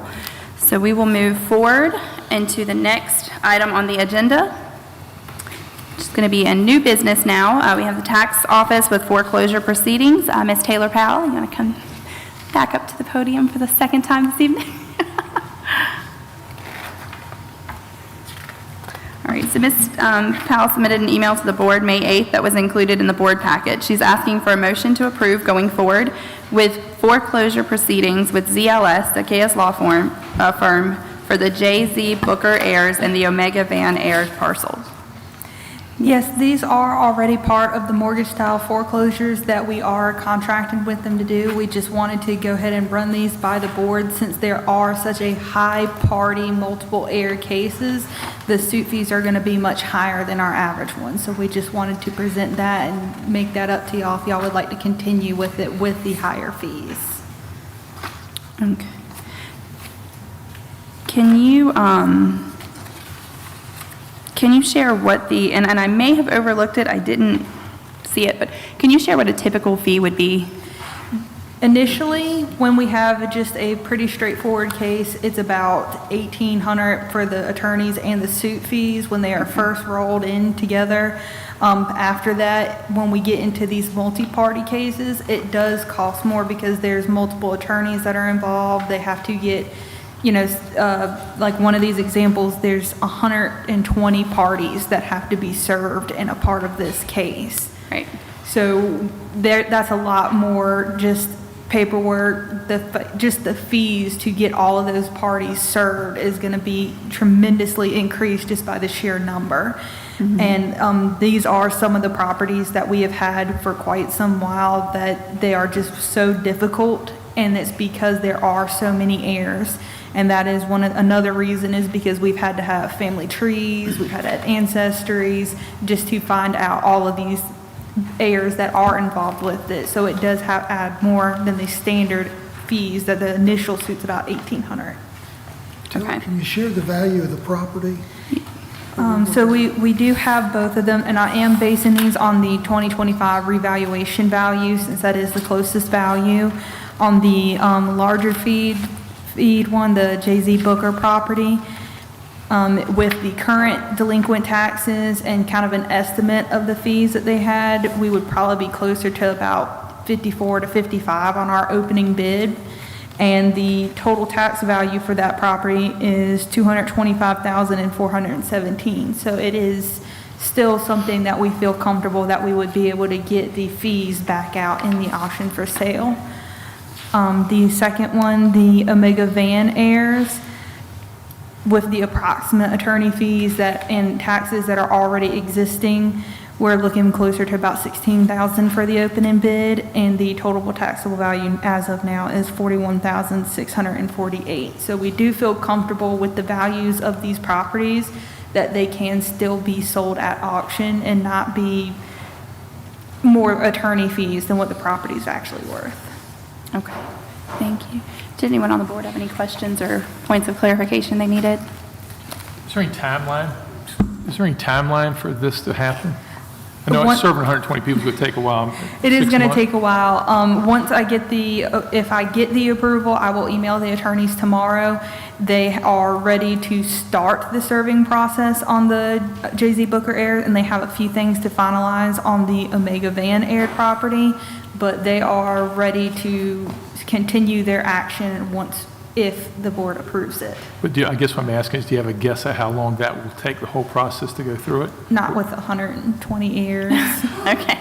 I mean, it's a lot of these are going to be out of state, and if they end up finding some of these people may be incapable of getting this, they may be incarcerated, they may be disabled, and then the proxy attorney may have to step in on their behalf, which is also going to be more time consuming to get someone else in on their behalf. So with so many heirs, that is just a huge gap of what ifs that could happen. But it's fair to say it could be 12 to 18 months. That's But what I the was saying, ultimate a year or goal is to get the property back on the tax rolls. Because I think particularly with the larger value property, there's interest in and around the community in purchasing this property. So I think As of now as well, until the attorneys file a case at the courthouse, once a property gets 10 years old, the state says we have to write it off. So we are effectively writing off 10-year-old taxes that we are just losing on some of these properties that have had complicated titles. Right. But once we get that suit filed and in the courthouse, we no longer have to write off those 10 years plus. They remain part of the court case, and we will be able to hold on to those fees. Even if it takes us a year, we won't have to write off another year of taxes because it will be part of our suit. Well, that's good, thank you. And if I'm correct, this is just informational, there's no action needed on this, correct?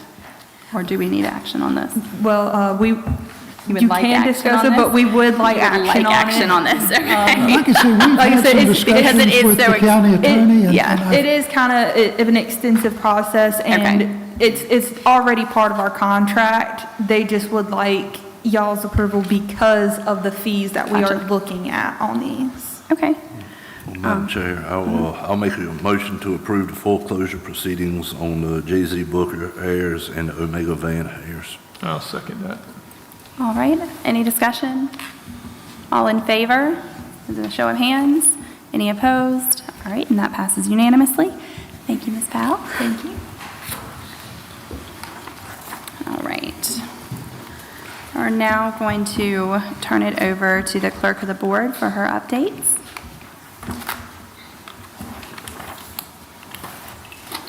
Thank you, Madam Chair.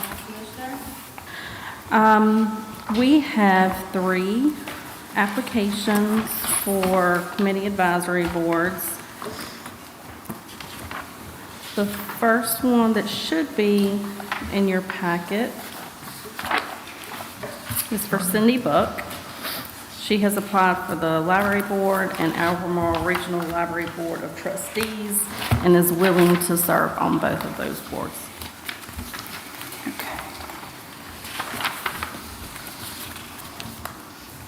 We're going to give everybody just a moment to get there.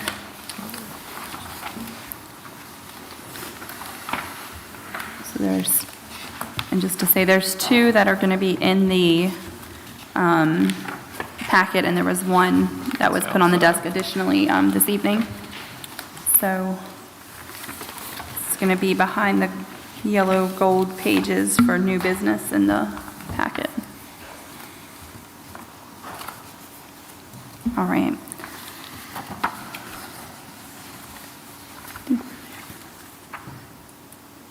Okay, so the first one in the packet, we have Chief Butts. That's my first one. I Okay. don't know if we need to switch, though. Yes, no, that's fine. Okay. Stormy Butts, and he is, on his application, he has noted several, the Regional Aging Advisory Council, Nursing Home Advisory Council Committee, Board of Adjustments, and Planning Board. However, he cannot serve on the Planning Board due to a conflict with the Technical Review Committee. So he is willing to serve. Do you want to invite him up? Yes, if you could, since he is out there. Oh, there we are. I originally submitted my application because I saw the aging and the nursing home boards open, and then when I got on there and from sitting in meetings and listening to how much trouble you have filling board positions, I'm willing to serve however you all feel I can best serve. I don't want to cause a conflict, but I'm willing to serve however I can serve. That is appreciated. You said you are interested in the Regional Aging and Advisory Council. Those two just fit Yeah. my role already. Yep, I would agree. I agree. Do we have any conversation from the board on those? No? So I guess we'll go person by person. We can go ahead and make a motion to, okay. And I did reach out to the Albemarle Commission. Thank you, Mr. Woods. They handle these boards, or they're in cahoots with them. So Okay. he can serve on both of those boards per Albemarle Commission. Okay, so if we could have a motion to approve Stormy, or Chief Butts as the Regional Aging Advisory Council, Nursing, and the Nursing Home Advisory Committee representee. Madam Chair, so move. I'll second that. In a second, all right, all in favor? A show of hands, any opposed? Okay, and that passes unanimously. And I believe the second one that we have here is for Miss Cindy Buck. Yes, and she has applied for the Library Board and Albemarle Regional Library Board of Trustees. Okay. Is she here? Did she have anything? No, okay. All right. So we have any discussion on Ms. Buck? No? Okay. Well, if we can get a motion to approve Ms. Buck on the Library Board and the Albemarle Regional Library Board of Trustees. So moved. So second. And all in favor? Any opposed? Okay, that passes unanimously. And then we will move to the third application that will be separate from the packet. It was on the desk tonight, and that is for a Miss Kelly Turner. She has applied for the Board of Adjustments, and there is recommendation from Ms. Lisa Cherry Okay, for her to serve on that board. okay. And I will ask, since we did for the others, is she here that she wanted to speak or no? She is not here. Okay. Okay. Do we have any conversation on Ms. Turner? All right. Well, if we could get a motion to approve Ms. Kelly Turner for the Board of Adjustments? So moved. Yep. Okay. Second. All right, second, and all in favor? Aye. Any opposed? All right, that passes unanimously. It's exciting to see some of these seats fill. Yes, I'm going to update. They have been on the list for quite a while, so we do still, for anyone interested, have seats to fill on various other boards. So if you are interested, you could fill out an application and get it to the clerk, and we would love to have you. One of our boards, the Nursing Home Advisory Committee, still has 3 additional seats it needs filled, so. I'll get those updated, and if y'all don't have any other questions, that concludes my report. All right, thank you, ma'am. Thank you. Thank you. Okay. So many papers to shuffle. Here we go. So there are additional budget amendments for the board's consideration. Does anyone have any questions for Mr. Robertson or County Manager Sauer on these items? If you'd like, I could hit the highlights on these. They're F25035 in the amount of $6,592 is related to a client at the Department of Social Services. We're under a guardianship. The county is the payee for this person. As income comes in, we pay their bills. So it's a transfer in and out under our care. F25036 in the amount of $4,671 is for the Soil and Water Conservation District. These funds are insurance proceeds due to a vehicle repair that was damaged. F25037 in the amount of $5,900 is for some outstanding revaluation expenses. And as the board will recall, when the contract was put together, we were estimating the number of parcels, which drives your postage and such. And these funds would come from fund balance, well, actually from the revaluation fund balance. Okay. The last one is a debt service payment, which was due May 1st. Today's May 21st, and we've paid the debt service payment. It's for the lead service line project that was part of the board's capital improvement program. Under that project, there were 2 funding sources, total of $328,000. There was $213,200 as a 5-year loan. There was a grant in the form of what they call principal forgiveness in the amount of $114,800. Well, the project was wrapped up in the fall, and I think it's the October minutes that reflect that the project was finished for $111,050, less than half of what the total project was. But when the project was approved, there was a promissory note put together for the initial loan amount and the initial grant amount. We contacted the local government commission the first week of April and said, look, we would like to revise our promissory note because our project came in so far under budget. And we received notice right at the end of April saying, number 1, sorry we missed your communication, and I've got copies if you need it. And 2, they were not going to adjust any promissory note repayment schedules until after May 15th. And 3, their advice was go ahead and pay your debt service amount, which is $42,640, and they will credit us in the next fiscal year, which is the way we have proceeded. So those are your 4 budget amendments. Can I ask you to hit on one, since, just for transparency reasons, since you were going through them all? The F25034 at the beginning was tucked in our packet.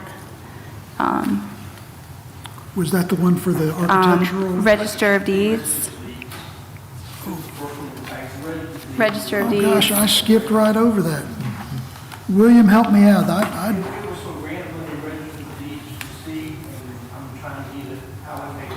Okay, so saying it came in as a grant for the Register of Deeds and it's just trying to put it in the proper allocation. Okay. I apologize. No, that's fine. I just Pulled me wanted to out of make the sure ditch that one we more covered time. all of the Appreciate ones it. that were in the packet, okay? So would it be appropriate to entertain motions for these Can we package them all together as one motion? together? Whoever would like to make the motion, you are welcome to, yeah. Yeah, I'll make a motion to approve all of them. So we're Making a motion to approve F25034 through F25039. We have a motion on the floor. Do we have a second? So second. All right. Do we have any discussion on these items?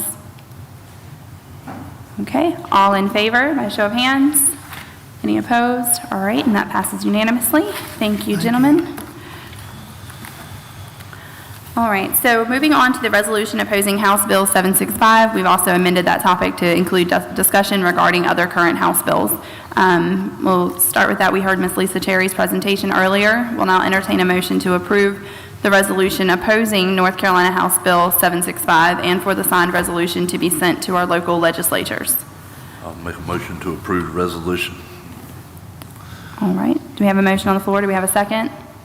I'll second that motion. All right, do we have any discussion on that? Yeah, I'd like to point, I didn't want to say anything while Ms. Cherry was talking, but yeah, I read the summaries, the legal summaries that were put out for the bill before and after they were modified or whatever, and I see all the local governments clamoring that, oh, this takes away our authority, but I mean, a lot of the narrative is differing views on it, but it seemed very much an intent of trying to make things equitable so we don't have sort of special interests in for lack of a better term, good old boys getting their way for zoning and things happening, or even where you have, in some cases, these giant solar farms being denied in one particular county and the same exact function in the neighboring county is getting approved. It seemed like the intent was not bad. It's been characterized as evil. The Albemarle Commission voted for a resolution the same way, opposing this. And I just want to note that I don't think it's as onerous from my perspective after reading things. I'm no expert. Ms. Cherry does this every day. I'm sure she has a much more informed opinion than I do, but I didn't see it as such a horrible thing from the couple of narratives, you know, and they're like 10-page narratives, so this bill must be gigantic. It's huge. So I just want to say that it's not like I'm opposed to having a joint resolution, but I don't feel very strongly about this. Okay. All right. Do we have any other comments or opinion on that discussion? All right. Do we have a motion? All right, it's a motion and a second. Did that vote? I'm sorry. It's a motion and a second. Motion and second. I'm sorry. I missed it. We've already got the motion and the second. We're in discussion. You're right. It's been a long day, y'all. All right. So if no further discussion, by a show of hands, all in favor? Going along Any the opposed? theme. All right, so that passed unanimously, which I do appreciate. It looks a little stronger when we can send it forward with a unanimous vote there. So I have had the opportunity of, and I say opportunity because I really greatly enjoy hearing all sorts of legislative updates and learning about House bills and that kind of thing. But just hearing about a couple other bills. The first one I kind of want to bring up tonight is we had a public comment on House Bill 139 in regard to the baby box, which was presented as not being needed as there was already something in place for it, but that it would be something that would not affect the baby box that we have in county if the words "on site" were removed. We were requested to discuss, or he called to action basically for us to discuss putting forth a resolution to request the removal of the words "on site," and I think that we should open that up for discussion. And also want to point out that we are here for the citizens, and the fact that Gates County raised $23,000+ to have it in place, to me, kind of says that the citizens spoke that they would like it in place, and for us to not put our support behind this movement to remove the words "on site" so that we can keep our baby box. I think that it would be out of order for us to do anything but support this, but that's just my personal opinion and based on our citizens speaking very loudly with their raising of the funds to begin with. But I will open that up for discussion, and we can figure out how to move forward as a board. Have any opinion? Madam Chair, I do agree. The citizens of this county spent time raising money for this, and we should support them in that action. So I would hate to see that time and money go to waste for such a good thing like this. So I appreciate, yeah. But I mean, what I would like to seek tonight, if y'all are willing is a motion for the county to form a resolution, possibly in conjunction with Pastor Truman, so that we can make sure the verbiage is correct. So if we have any other discussion or a motion for that, it would be great. I'll make the motion. All right. I'll second. Second. But I do want to make a comment. I agree Yeah, wholeheartedly, and I want to point out that Mr. Truman, the doctrine of the lesser magistrates, I read the book you gave us, trying to read the second one. It's a little bit harder reading. It's a little longer. But I appreciate that, and I'll gladly share that copy with anybody who wants one. And I do think that's in the spirit of what that book strives. This kind of action is exactly right for an exactly very good moral reason. And I wholeheartedly encourage us to take action in support of his idea. All right. Well, I thank you all. So we have a motion and a second. Were there any other comments? And if not, we'll move forward with a vote by show of hands. All in favor? All right. Any opposed? All right. And that passes unanimously as well. Thank you. This last one is just one that I want to bring up if you have the opportunity to the board here or any citizens that are in contact with any of our legislators. There's House Bill 695, which is in regard to Viper radios. A lot of people don't know what Viper radios are. That is the radio system that State Highway Patrol uses, that a lot of other agencies use, our Sheriff's Office, different ones. There is a movement to try and get us to use, or try to, I guess, formulate the bill. So we will have Article $42, which is a tax dollars that we can have taken in, to be put forward Viper. And just wanted to push that what I'm hearing across the state and different things, those funds, the Article $42, are typically put towards education. I want to say that it was like 60% of counties, it's either 60% of those approved or 60% of counties in the state have their Article $42 appropriated for education. And for state to attempt to redirect those funds would further take from education and further put a burden for funding education on the county in a different way to fund Viper. So if you have an opportunity to speak against this House Bill 695, that Viper is not a good use of the funds, and specifically because they are typically earmarked for education. If anybody else has any House bills or any other legislation that you wanted to bring up now? No? No, I would like to make a comment. The Albemarle Commission gets something called the Legislative Watch, and I don't know if we get that or not. I don't see it, haven't heard of it, but they discussed it extensively at the meeting last Thursday night, which there was a whole lot of information related to these. It's more of a capsulized thing, but just for situational awareness for everybody, and I don't have access to it. I don't know if we got it as a county government or not, but from time to time, the NCACC will send out a bulletin. Yeah, I read that. You know, but They send a Friday update, yeah. Okay. Okay, right. we'll look into that, the Legislative Watch. Okay. Well, if there was no further discussion on House bills, we will move into the Malden and Jenkins contract to audit accounts fiscal year 24-25. We should have information in your packets in regard to that. We'll ask if there is a motion to approve the contract to audit accounts for fiscal year 2024 through 2025 with Malden and Jenkins. so moved. All right, we have a motion. Do we have a second? Sure, second. All right, any discussion on this? No? Okay, and we will call for a vote. All in favor by show of hands? Any opposed? All right, and that will pass unanimously. All right, there is a memo for reference in addition to signature forms that we will need from Manager Sauer and all individual board members. I'll entertain a motion to adopt the conflict of interest statement for the Gates County Interregional Transportation System for the Unified Grant application. That information is also in the packet.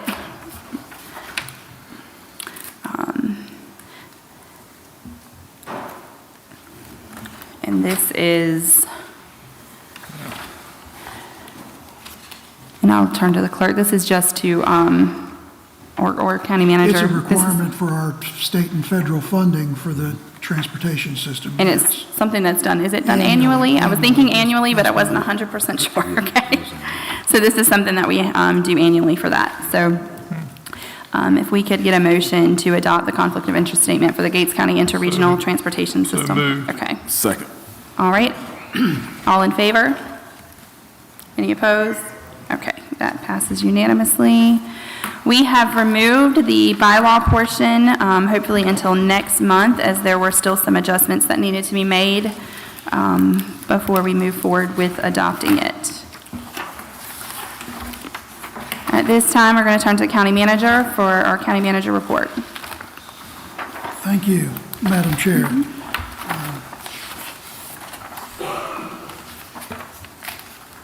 I'm going to go back to the school funding question, because I've been asked to provide a lot of data, and I think the data is important. And for the audience, the data I'm going to reference is in the agenda packet. And these folks have an agenda packet that looks like a Sears Roebuck catalog. But it's available digitally online on the county's website. And I'd like to point to a couple of things. One, we were asked several questions. One was, what is the bare minimum that the county could provide to the Board of Education? The board has held its funding stable for the last 3 years, despite the decline in the student population. So our funding per pupil has actually increased because of the demographics that we have. Well, I shared with the board in a report the last week or so that as long as we are cognizant and careful to look at the criteria to keep our eligibility for things like low wealth funding, which for the county is about 1.5 million that goes to the schools, and what they call the small school funding, which is about $750,000. All of that data, the criteria, the counties that are eligible, is part of their agenda packet. So if someone would have interest in that, it's there. But it's part of an equation that they've got to keep in mind as they try to balance the budget. Another question that came up was, can the county, in approving its budget, appropriate money either by line item, by category, by function to the Board of Education? And the answer is yes. There is a system, a set of budget categories that are spelled out in the statutes. And I've never been a part of working through this issue, but if the board wants to examine that, we've provided the information from the statutes, from the School of Government, and it's in the package. So if you're interested or have any concerns, you could review that also online. And then recently I had a citizen come to my office who's in the room, and I won't mention the name, but ask, can the commissioners get sued if there's a dispute about the funding over the schools? And the answer is yes, but for the memorandum of agreement that was adopted 2 years ago. And I want to make sure everybody had a fresh copy at your desk.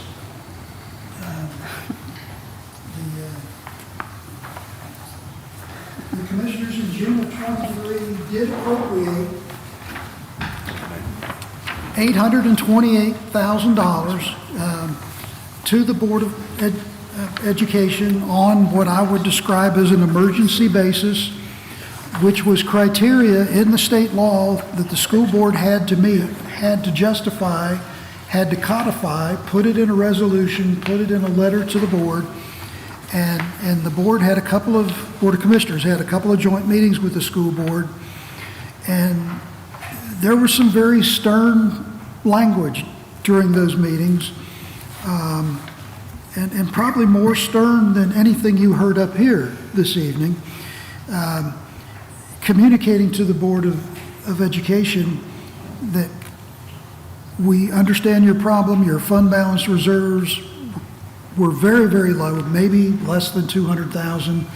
And the Board of Commissioners did commit to make a one-time, non-recurring, special appropriation that was not added to their current expense, so it didn't get added to our baseline funding with the understanding that the situation at hand needs to be corrected. The focus needs to be on quality education, but also good stewardship of the tax dollars, so that we would not have any reoccurrence of needing to come back for a large amount of money. And you may have noted they adopted, or except for one, minutes from about a half dozen meetings during the month of April. Well, there was a meeting with the school board on March the 4th, which seems like a year ago now. But when we met with the Board of Education, there was discussion about the school lunch, which doesn't also involve breakfast. It's 2 meals. There was discussion about the efficient use of facilities and the possibility of a consolidation, and I believe a commitment that day from the Board of Education that they were going to follow with a study, an evaluation, a report about how they may address a possible realignment or consolidation. And there was also a budget forecast provided to us. And I believe we may have put that on our website. I don't know if Should be right there, yeah. it was, I think it is on our website, because they had given us tracking for the student population, what we call the ADM, the average daily membership, and they had provided at least a dozen years of financial identification of county support, appropriations year after year after year. And the proposal at that time, March 4th, was that they were going to need an extra $500,000 for 25-26. And there was a lot of discussion, and the school finance officer indicated that if the county commissioners would discuss it, possibly consider it, that $500,000 could be split in half, with $250,000 in this next year, 25-26, and $250,000 additional in 26-27. And that was put into their bar chart, their graphs. And again, that was March 4th, and it really seems like a long time ago at this point. But when the budget was delivered to my office last week, the number that was requested, instead of 500,000 or 250 above the current appropriation, it was just under $2.9 million more than what the county currently provides. In essence, the request that is in front of the commissioners is a double. They've asked for 100% more, which is a big pill to swallow.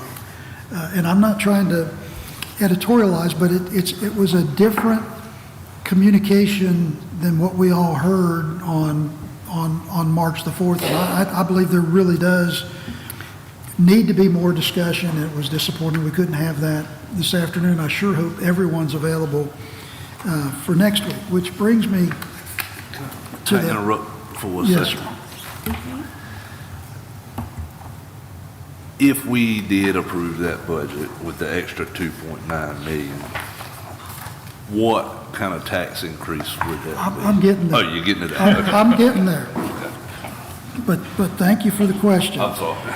And again, I've got handouts for the commissioners, and I believe Ms. Draper has a stack that we can share with the audience, so you can see it too. There's been a lot of communication Thanks, sir. about what we call revenue neutral, the revenue neutral tax rate. I'll get back to the microphone. It was in 2023, 2003, 22 years ago, that the state started requiring county governments, when they go through the reappraisal process, to tell the public to publish the revenue neutral tax rate after it's been calculated. And my hat's off to Taylor Powell and to Mr. Robertson. They've put a lot of effort into this, but I'm here to say that when the budget hits your desk, the proposal that your manager brings to you, the revenue neutral budget that we're shooting for will be based on a revenue neutral tax rate that is 65.5 cents. It's basically 0.6558. You could round it up to 0.66. And you ask, well, what does that mean? Well, when the board adopted its budget last year, using the values that we had at hand, a penny on the tax rate was calculated to generate about $102,000. Under the new values that we have, and the tax base value as it's been calculated and measured and estimated. I mean, these are all estimates because the tax base is fluid with new construction, with new investment, but the tax base is up about 29% based on our numbers from the appraisal team. A penny at whatever rate y'all choose will generate about $130,000 next year. So you go from 102 to 130. So again, to get back to the Vice Chairman's question, Mr. Robertson and I have been trying to aggregate all of the reports, all of the requests from county departments, from agencies, from partner organizations like the schools and such. And we're still in draft form, but I want you to know where we're here. If we're asked the question, if we were to try to fund fully every request that's been put into the system, your tax rate would go from where it is right now at 84 cents up to $1 even. It would take a 16-cent tax increase above where we are. Well, again, we're trying to take the tax rate in the other direction to get it to 65 cents. So again, if we're shooting at 65, but if you were to ask, well, let's just give everybody what they want, we'd have to go up 34 cents, which nobody wants to do. But that is the magnitude of what we're looking at. Well, that 34-cent differential between roughly 66 cents and $1, that equates to about $4.5 million. And just under 2.9 of that is made up by the school's request just for current expense. We haven't even discussed the capital outlay piece. So there's some decisions to be made and discussions to be had, and I really hope we have a chance to have both boards fully comprised to sit around the table, because this board has some big decisions to make, and you've had input for 6 months from citizens telling you what they think about the tax rate. We visited a number of farms a month or so ago and heard from their concerns and perspectives, and also in the literature that's on the webs or in our budget or board packet are some write-ups by the School of Government. I want to make sure people understand that just because we hit the revenue neutral tax rate, which is our goal, our target, doesn't mean that the average citizen is going to pay the same amount of taxes. Because the calculation for a revenue neutral tax rate is to encompass the historical economics between the last revaluation in 27 and 8 years forward into 2025. Well, in Gates County, that experience averages out to about 1.7% growth over that period. And again, in your for the commissioners in the agenda packet, for y'all at home or when you go and look, We had provided in the packet the tax rate history of Gates County going all the way back to 1968. And since 1968, there have now been 1, 2, 3, 4, 5, 6, 7. This is the 8th revaluation process since 1968. And you can see how the tax rate has been adjusted periodically by the boards at the time. And I may have mentioned this last month. The 84-85 year was unique because prior to that time, North Carolina valued property for tax purposes at 50% of market value. All years forward, the state required that the counties value property at 100% of market rate. So when you see the tax rate was nearly cut in half from $1.43 to 77 cents, it wasn't just that the commissioners did a good job at that time, it's just they had a lot more money to work with because they were looking at 100% market. The other piece I want to mention is the tax base. The page behind the tax rate history is the tax base history. And we pull our tax base information historically from the audit because the auditors look at the scroll of all the tax listings, all the exemptions, all the land use provisions for agriculture, all the homestead exemptions. And year after year, there's sometimes fluctuation. We had a year between fiscal 17 and fiscal 18 where the tax base dropped $68.5 million. And that was not due to reval. I mean, that was just, there was something that happened with either our economy or some listing, maybe a business closed, but we lost $68.5 million of tax base. There was a cycle between 20 and 21 where the tax base dropped 17.4, and this is actual drop as verified by the auditors. I mention this because year after year we try to measure how well the county estimates at budget time what the tax base is versus how we did and performed when the audit came out. Well, last couple of years we've hit our target, we've exceeded our target.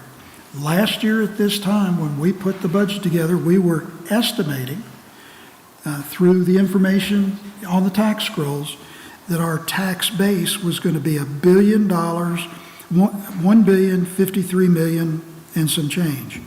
Well, our best estimates today, as examined by the tax administrator and the scrolls that we have available, it's at $1,042 million. So it's down 10.37 million, and that gets queued into this equation. Now, we won't know what the real number is till we get the audit when that work is complete. But there's been a lot of care to make sure that we follow the statutory guidelines and their requirements. But everything we work with is still an estimation. But our target revenue neutral tax rate is 0.6558, which if you round it up, it's 0.66. And I want to share, there was a couple here this evening that were going to talk about their property valuation who I had met with earlier this week. They have a home or property, I don't know how big or small, but previously had been valued at $177,000. After revaluation, and assuming it's not adjusted, it might change, it's now gone up to almost $250,000, $248,000. Under the current tax rate, 84 cents, they were paying $1,494, almost $1,500 a year in taxes. If the county is able to hit your revenue neutral tax rate at the new value, the $248,000, their annual tax is going to be $1,628. So their taxes are still going up, but not as much as the value. Their home value was increased 39%. The taxes that they're paying to capture that 8-year period are up 9%. So that's basically the balancing that occurs with the revenue neutral, because the revenue neutral is for the county as a whole. It's real property, it's business, personal, it's registered motor vehicles, it's the utilities. Those are your gas lines, your electric lines, your telephone companies. So there's a lot of moving parts. So it's not just about paying the same amount of money this year versus next year. It's trying to equalize the equity between the different types of categories so that 39% increase doesn't hit their pocketbook and they get the roughly 9, but it's going to be different for every homeowner. So we are going on record that this is the number that we're shooting for. The biggest challenge in the equation is public education, and we're on it. So, All right. and I appreciate your patience. Sorry to go so long. Thank you, sir. No, you're fine. Thank you. All right. So we will move into commissioner updates then. We'll start with Commissioner Berryman. This past month, we've kind of been working through, and again, thank you, Mr. Sauer, and about saving a little bit of money for the county as far as when it comes to that. With us getting that all set and put in place tonight, look forward to working with Summit to continue working forward to that. This month, we did get some architectural features that we're going to set the architectural standards for the area out there, and if we can attract new businesses and new structures to go out there, there will be a certain architectural standard that we would want them to have. So we did get that this last week, and then another update to that this week. I need to continue to review that a little bit more before I bring it to the board for approval, and then also I probably want to get with Commissioner Roundtree about maybe setting up another meeting for the public to attend to kind of get some public input on that as well. So I'll be reaching out to you on that and see if we can't maybe team up and help me out with that. So I'll be working on that over this next month coming up to get that done. We did get our concept plans in from our original contract that we had with Summit.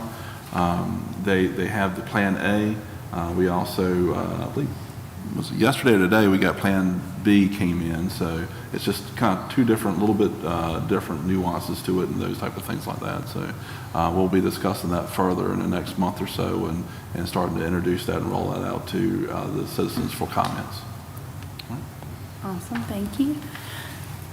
Commissioner Kraft? Well, it's been a quiet month for me so far. Hadn't had many meetings to attend, but I would like to say this budget process was going to be thicker than our packet that we had tonight and the Sears Roebuck catalog, as he mentioned.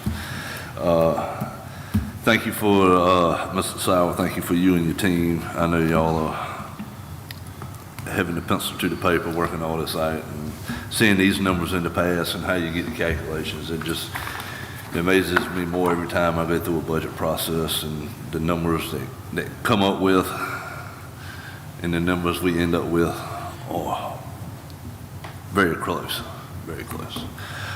So thank you all for doing that. Continue the good work. Citizens, I hadn't seen a crowd this big in a while. I want to see it every time. I agree. I love seeing people in the audience. We work for y'all. Let us know what we can do for you. Yeah. So thank you all for coming tonight, and that's all I have. Thank you, sir. Commissioner Roundtree? Yes, I want to thank everyone for coming out. Like Commissioner Craddock says, it's a joy to see our citizens, our constituents. We are public service serving you. Gates County Extension, I'm on the Gates County Extension Advisory Board, and North Carolina A&T have a innovation bus that's going to be at T.S. Cooper on Thursday, May the 29th. And this bus is going to afford opportunities for students to explore STEM, technology, engineering, and also design thinking. So it's going to be a great opportunity for students to take advantage of that. Also, I'm on the DSS board.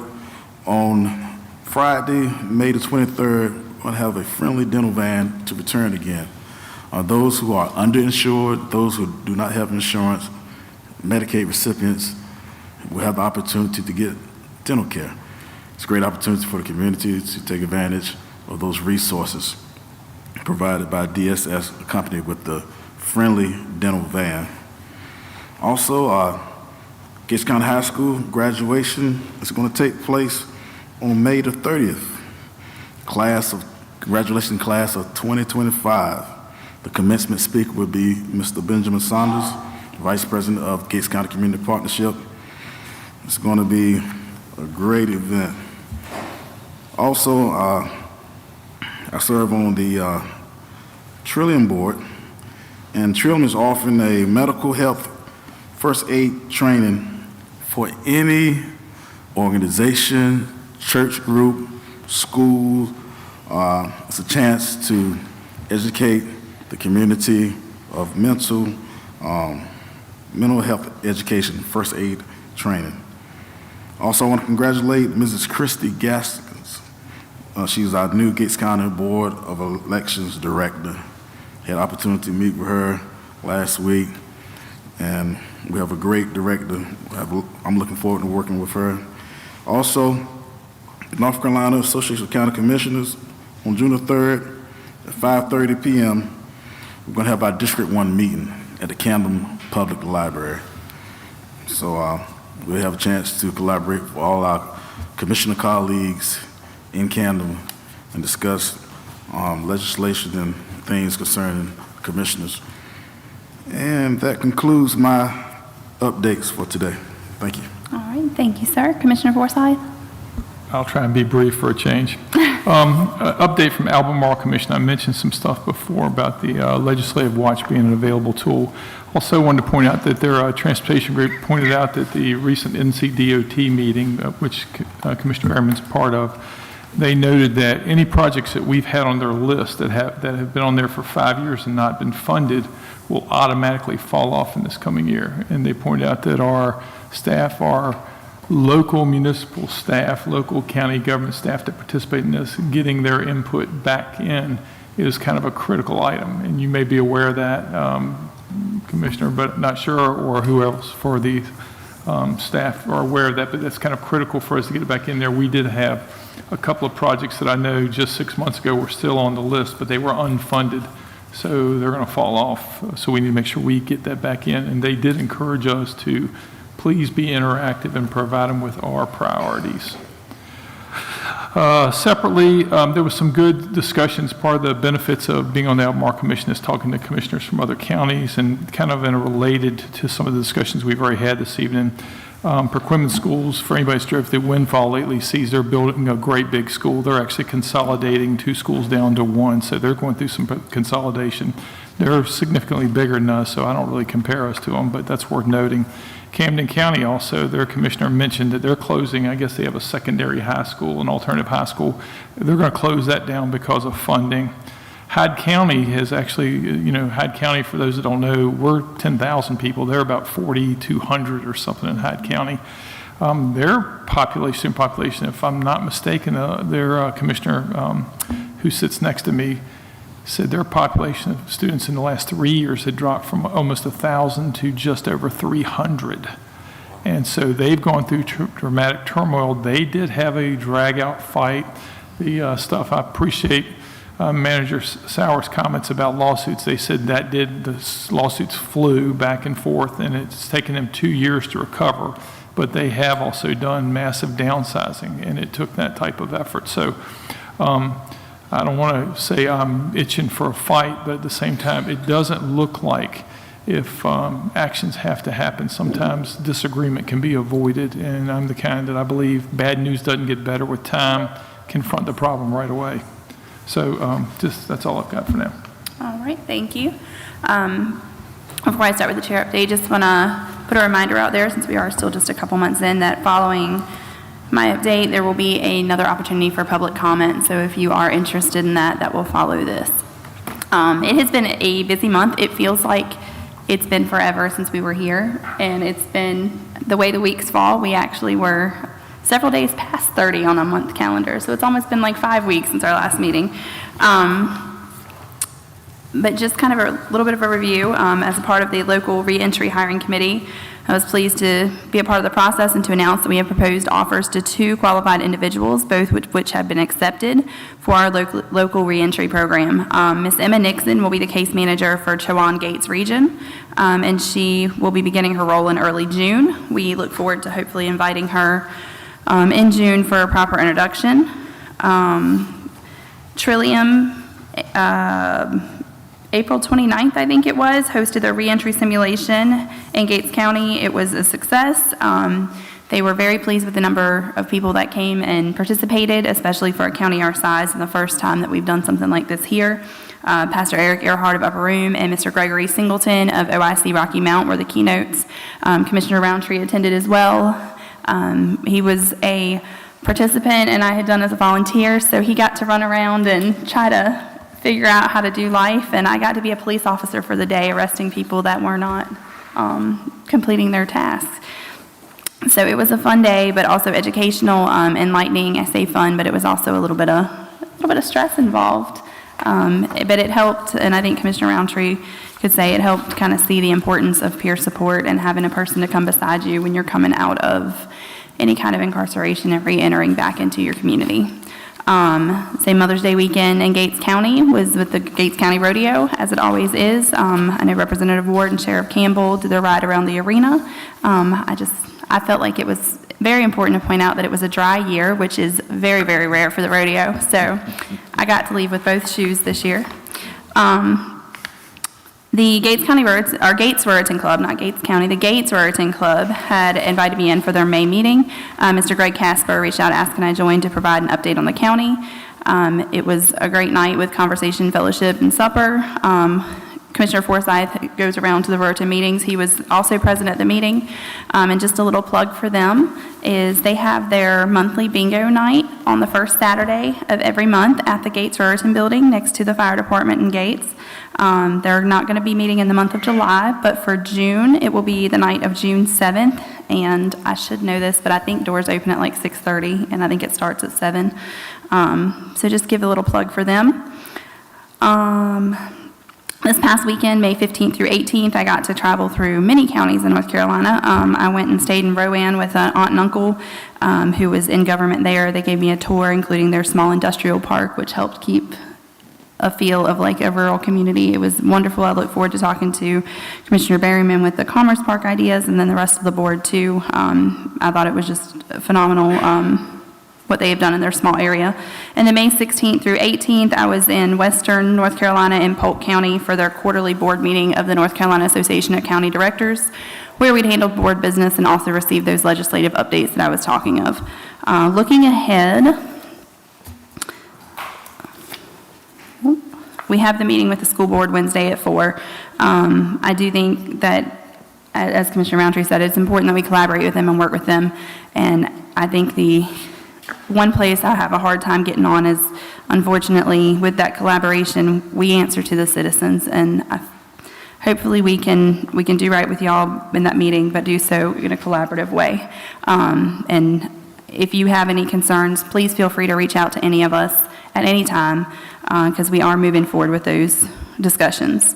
Commissioner Roundtree also mentioned next week, last day of school and Gates County High School graduation. Looking forward to hearing Mr. Benjamin Saunders give the commencement speech, and the District 1 meeting in Camden the following week. Looking ahead to June 10th and 11th, many of us, if not all of us, are heading to Wake County, to Raleigh for the North Carolina Association of County Commissioners County Advocacy Days. We'll be looking forward to connecting with our state representatives and leaders, Representative Ward, Senator Bobby Hanig. Building those relationships are how we move forward in getting support for Gates County, not just by way of funding, but also to have a voice in things such as the House bills that we've spoken of tonight, and we'll be having resolutions to present to them. Our next meeting is a work session on June 2nd to review and discuss the budget together. So we will have our regular meeting. Well, it's actually a regular meeting, I think, on the agenda. It is not a work session. We have a regular meeting on June 2nd and a second regular meeting on June 18th, which will be preceded by the Board of Equalization review at 5:30. And then The last couple of things are, I don't know if anyone noticed the walkway out front, but that has been a point of contention for years, and the broken up steps are now gone. It is smooth, and it is a nice incline. It is much more aesthetically pleasing and much safer.